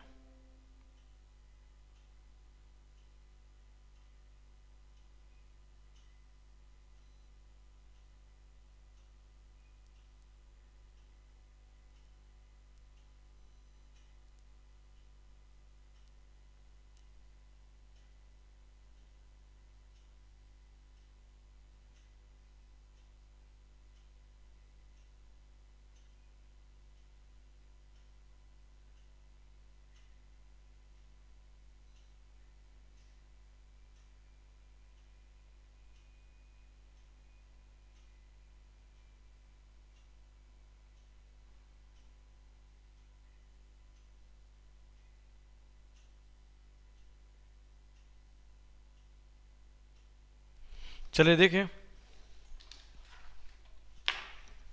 क्या बोल रहा है कि find the equation of a plane passing through point this and perpendicular to this. Okay, यदि कार्टेशियन फॉर्म वेक्टर फॉर्म दोनों से सॉल्व करेंगे तो सिंपल है, कुछ नहीं है। कि बोल रहा है क्या कि उस प्लेन के इक्वेशन निकालो जो प्लेन पास किससे कर रहा है जी, पास किससे कर रहा है, इससे। ठीक है, 1,1,-1। तो सिंपल सी बात है, इससे पास करेंगे तो याद करो a into x minus one plus B into Y minus one plus C into one minus minus plus one is equal to 0। C into A B C ये जेड। देखो ये इक्वेशन होगा कि नहीं होगा, बोलो हाँ या ना। ये इक्वेशन होगा कि 1,1 से पास करने वाला जो होगा वो ये होगा कि नहीं होगा, बोलो हाँ या ना। होगा, ठीक है। अब ये होगा तो सिंपल सी बात है, इसका जो ये ए बी सी है, ठीक है, इस प्लेन का जो ए बी सी है, ओके, और इस प्लेन का जो ए बी सी है यानी ये इन दोनों का प्रोडक्ट किसके बराबर होना चाहिए, 0 के बराबर होना चाहिए। तो यहाँ से क्या आएगा, a plus 2b plus 3c equal to 0। Similarly क्योंकि दोनों परपेंडिकुलर है, समझ में बात आ रही है सबको। और यहाँ से क्या आएगा 2a माइनस 3b अब प्लस 4c इक्वल टू 0, होगा कि नहीं। अब इन दोनों को क्रॉस मल्टीप्लिकेशन से सॉल्व कर दो।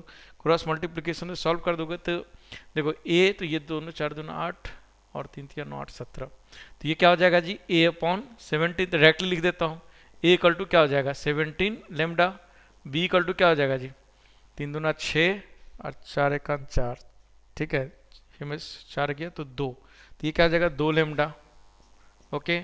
और c इक्वल टू क्या हो जाएगा जी -3 और ये 4 -7, तो ये हो जाएगा 7 लेमडा। हो जाएगा कि नहीं हो जाएगा, बोलो हाँ है ना, हो जाएगा।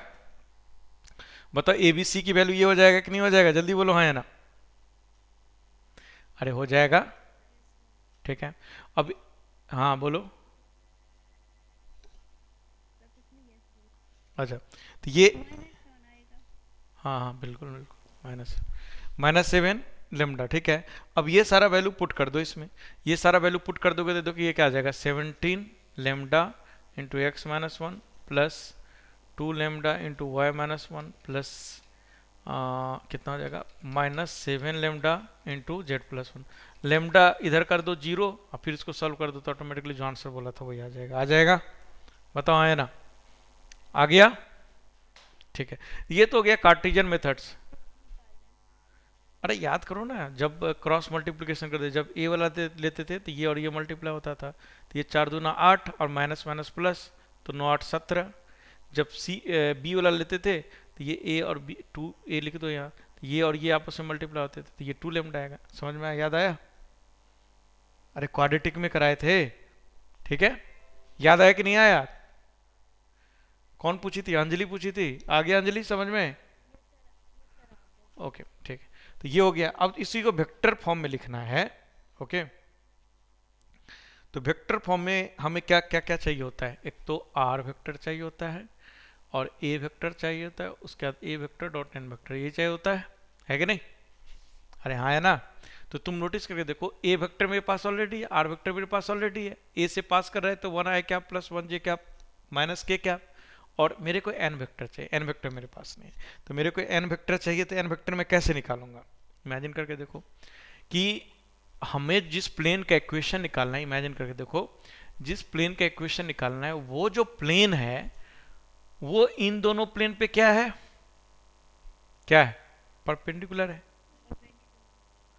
तो यदि इन दोनों प्लेन पे परपेंडिकुलर है तो इसका जो डायरेक्शन रेशियो वाला वेक्टर है वो हमारा जो डिजायर प्लेन है उस प्लेन के पैरेलल होगा कि परपेंडिकुलर होगा, पैरेलल होगा। तो इसका मतलब इसका जो n1 और n2 वेक्टर है उसका क्रॉस ले लेंगे तो वो क्या दे देगा, जो डिजायर्ड इक्वेशन है उसका परपेंडिकुलर वेक्टर दे देगा। दे देगा कि नहीं देगा, आया समझ में कि नहीं आया, जल्दी बोलो। ठीक है फिर से बताओ, देखो इमेजिन करो कि जिस प्लेन का इक्वेशन मैं निकालने जा रहा हूं उस प्लेन पर हमारा ये दोनों प्लेन क्या है, ये प्लेन क्या है, परपेंडिकुलर है कि नहीं। तो यदि उस प्लेन पे परपेंडिकुलर है तो इस प्लेन का जो नॉर्मल वेक्टर होगा वो नॉर्मल वेक्टर जो डिजायर्ड प्लेन है उस डिजायर्ड प्लेन के पैरेलल होगा कि परपेंडिकुलर होगा, पैरेलल होगा। सिमिलरली इसका भी नॉर्मल वेक्टर क्या होगा, डिजायर्ड प्लेन के पैरेलल होगा। तो हमें दो पैरेलल वेक्टर हो गया, प्लेन का मिल गया, तो उन दोनों पैरेलल वेक्टर को हम क्रॉस ले लेंगे तो जो डिजायर प्लेन का है उसके परपेंडिकुलर वेक्टर मिल जाएगा कि नहीं मिल जाएगा। और वो दोनों जो परपेंडिकुलर वेक्टर मिल जाएगा वही क्या हो जाएगा मेरा, ये एन वेक्टर हो जाएगा। और एन वेक्टर हो करके हो गया तो ये इसका डॉट प्रोडक्ट ले लो तुम, किसका, आई कैप प्लस 2 जे कैप प्लस 3 के cap cross 2i cap minus 3j cap plus 4k cap. इसका क्रॉस लेकर के लिख लो और वो जो वेक्टर निकल के आएगा वो वेक्टर एन के जगह पुट कर देना। और ए तुमको पता है, ए आप लोग को पता है, ये ए है, तो हो गया क्वेश्चन लिख दिया वेक्टर फॉर्म में। बोलो हाँ या ना? क्लियर हो गया सबको? बोलो हाँ या ना? कर लोगे? मैं प्रोसेस बता दी, अब कैलकुलेशन थोड़ा ना दिखाऊंगा। कर लोगे सब लोग? ठीक है। अब नेक्स्ट क्वेश्चन देखो, ध्यान रखना ये मैं एक क्वेश्चन के फॉर्म में करा रहा हूँ, यहीं से पता लग जाएगा। जब इस तरह का क्वेश्चन आएगा तो आपको इस तरह से निकालना है, और कुछ नहीं, आपको दिमाग लगाना है, सही से सोचना है।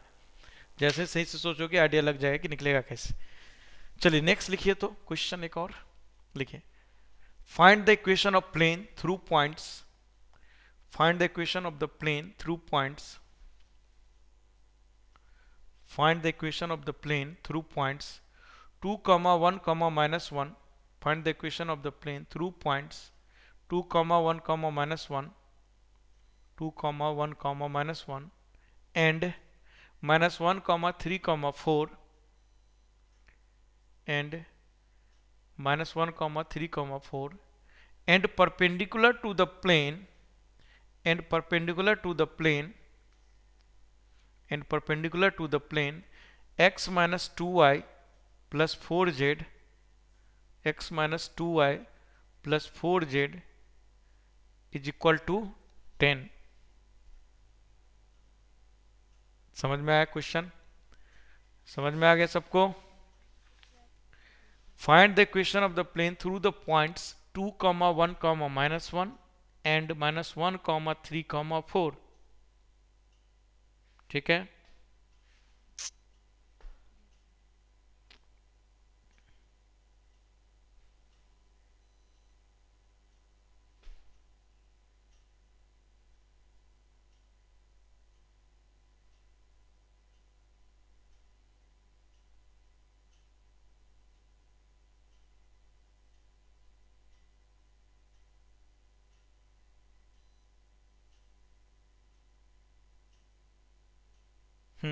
लगाओ दिमाग, छोटा वही टाइप, उसी टाइप का क्वेश्चन है जो पीछे मैंने कराया है, सोच के देखो तुम, है कि नहीं? वेक्टर मेथड और ये दोनों मेथड करके बताओगे आंसर, आंसर में दोनों मेथड करके बताओगे, ठीक है? दोनों मेथड से आंसर आना चाहिए। ओके।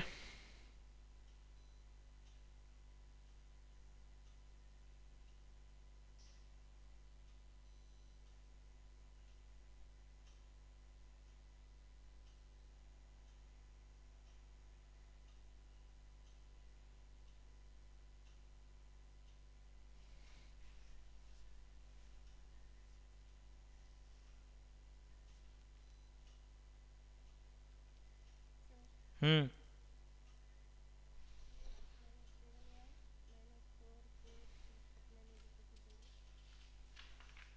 नहीं है, ये आंसर नहीं है। डेटा तो सही लिखी है ना? डेटा है, पॉइंट जो है 2, 1, -1, -1, 3, 4, और जो प्लेन का इक्वेशन है वो है x minus 2y plus 4z equal to 10। ठीक है।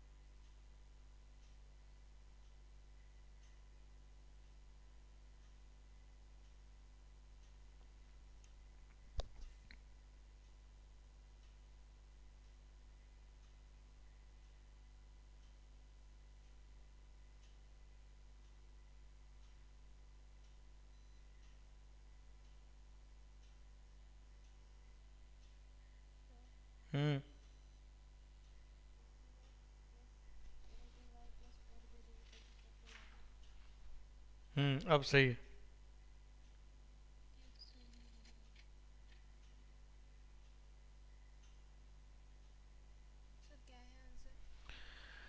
एटीन एक्स प्लस 17 और वेक्टर मेथड से करो, हो गया तो 18x plus 17y plus 4z equal to 49। जिन लोगों का हो गया वो लोग प्लीज वेक्टर मेथड से करो तो।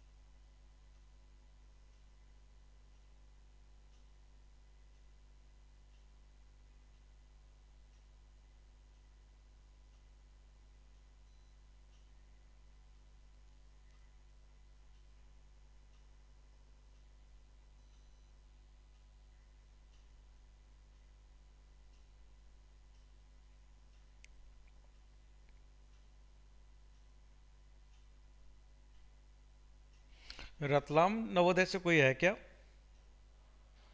तुम लोग से रतलाम नवोदय में से भी कोई हो क्या? हेलो। आप लोग में से कोई रतलाम नवोदय से हो क्या? नहीं। ठीक।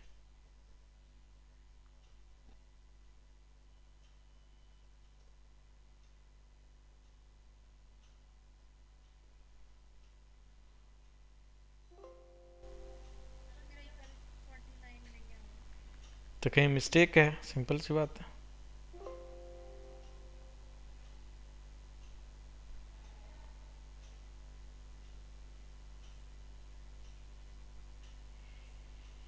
कहीं मिस्टेक है आपका।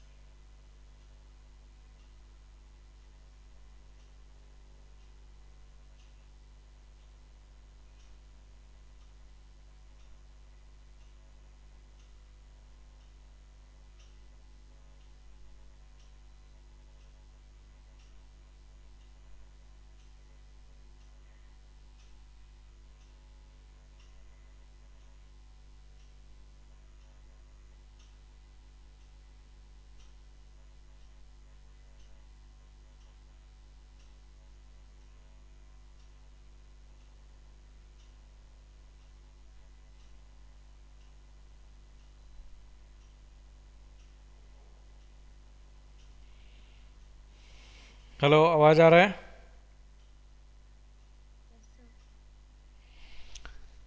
ट्राई करके देखना, इजी क्वेश्चन है, कुछ नहीं है, सेम टाइप का क्वेश्चन है वहां पर।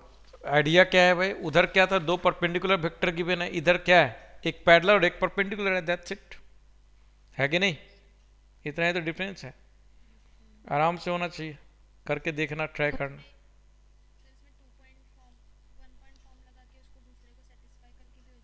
हाँ बिल्कुल। और वेक्टर मेथड और दोनों मेथड ट्राई करना, ठीक है ना? कोई एक ही मेथड मत करना ट्राई, ठीक है? समझ गई? चलो, 1 तारीख को क्लास रखे कि नहीं रखे?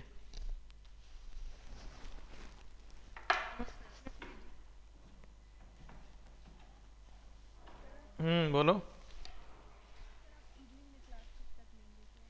1 वीक बस, मंडे तक, दैट्स इट।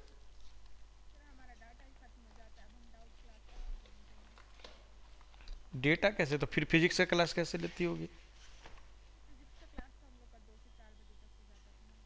तो फिर करती क्या जो डेटा खत्म हो जाता है, डेटा बचा के रखो ना भाई। तो डेटा ऑफ कर दिया करो, क्योंकि क्लासेस तो उतनी हो रही है। क्या बोली?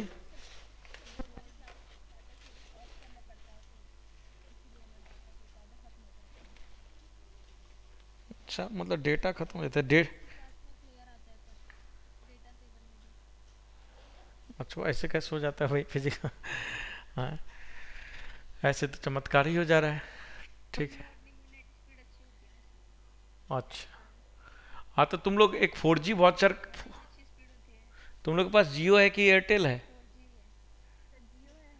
हाँ तो जियो में एक 4G वॉचर आता है ना, तो 4G वॉचर डला के रखो ना, एक वर्क फ्रॉम होम वाला एक पैकेज आता है, ठीक है?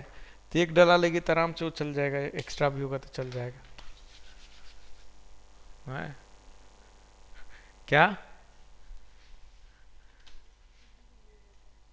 अच्छा, तुम्हारा 1 GB यूज होता है, सही है। अच्छा। हाँ, डेटा का तो है। एक 4G वाला आता है, ज़्यादा रुपये का नहीं आता है, मुश्किल से 51, 50, 51 रुपया में आएगा, 10-12 GB दे देगा आपको। देखना, मेरे ख्याल से इतना ही आता है, वो वाला एक्टिवेट करा लो, ठीक है? तो उससे आपको ना डेटा हो जाए। और हाँ बोलो।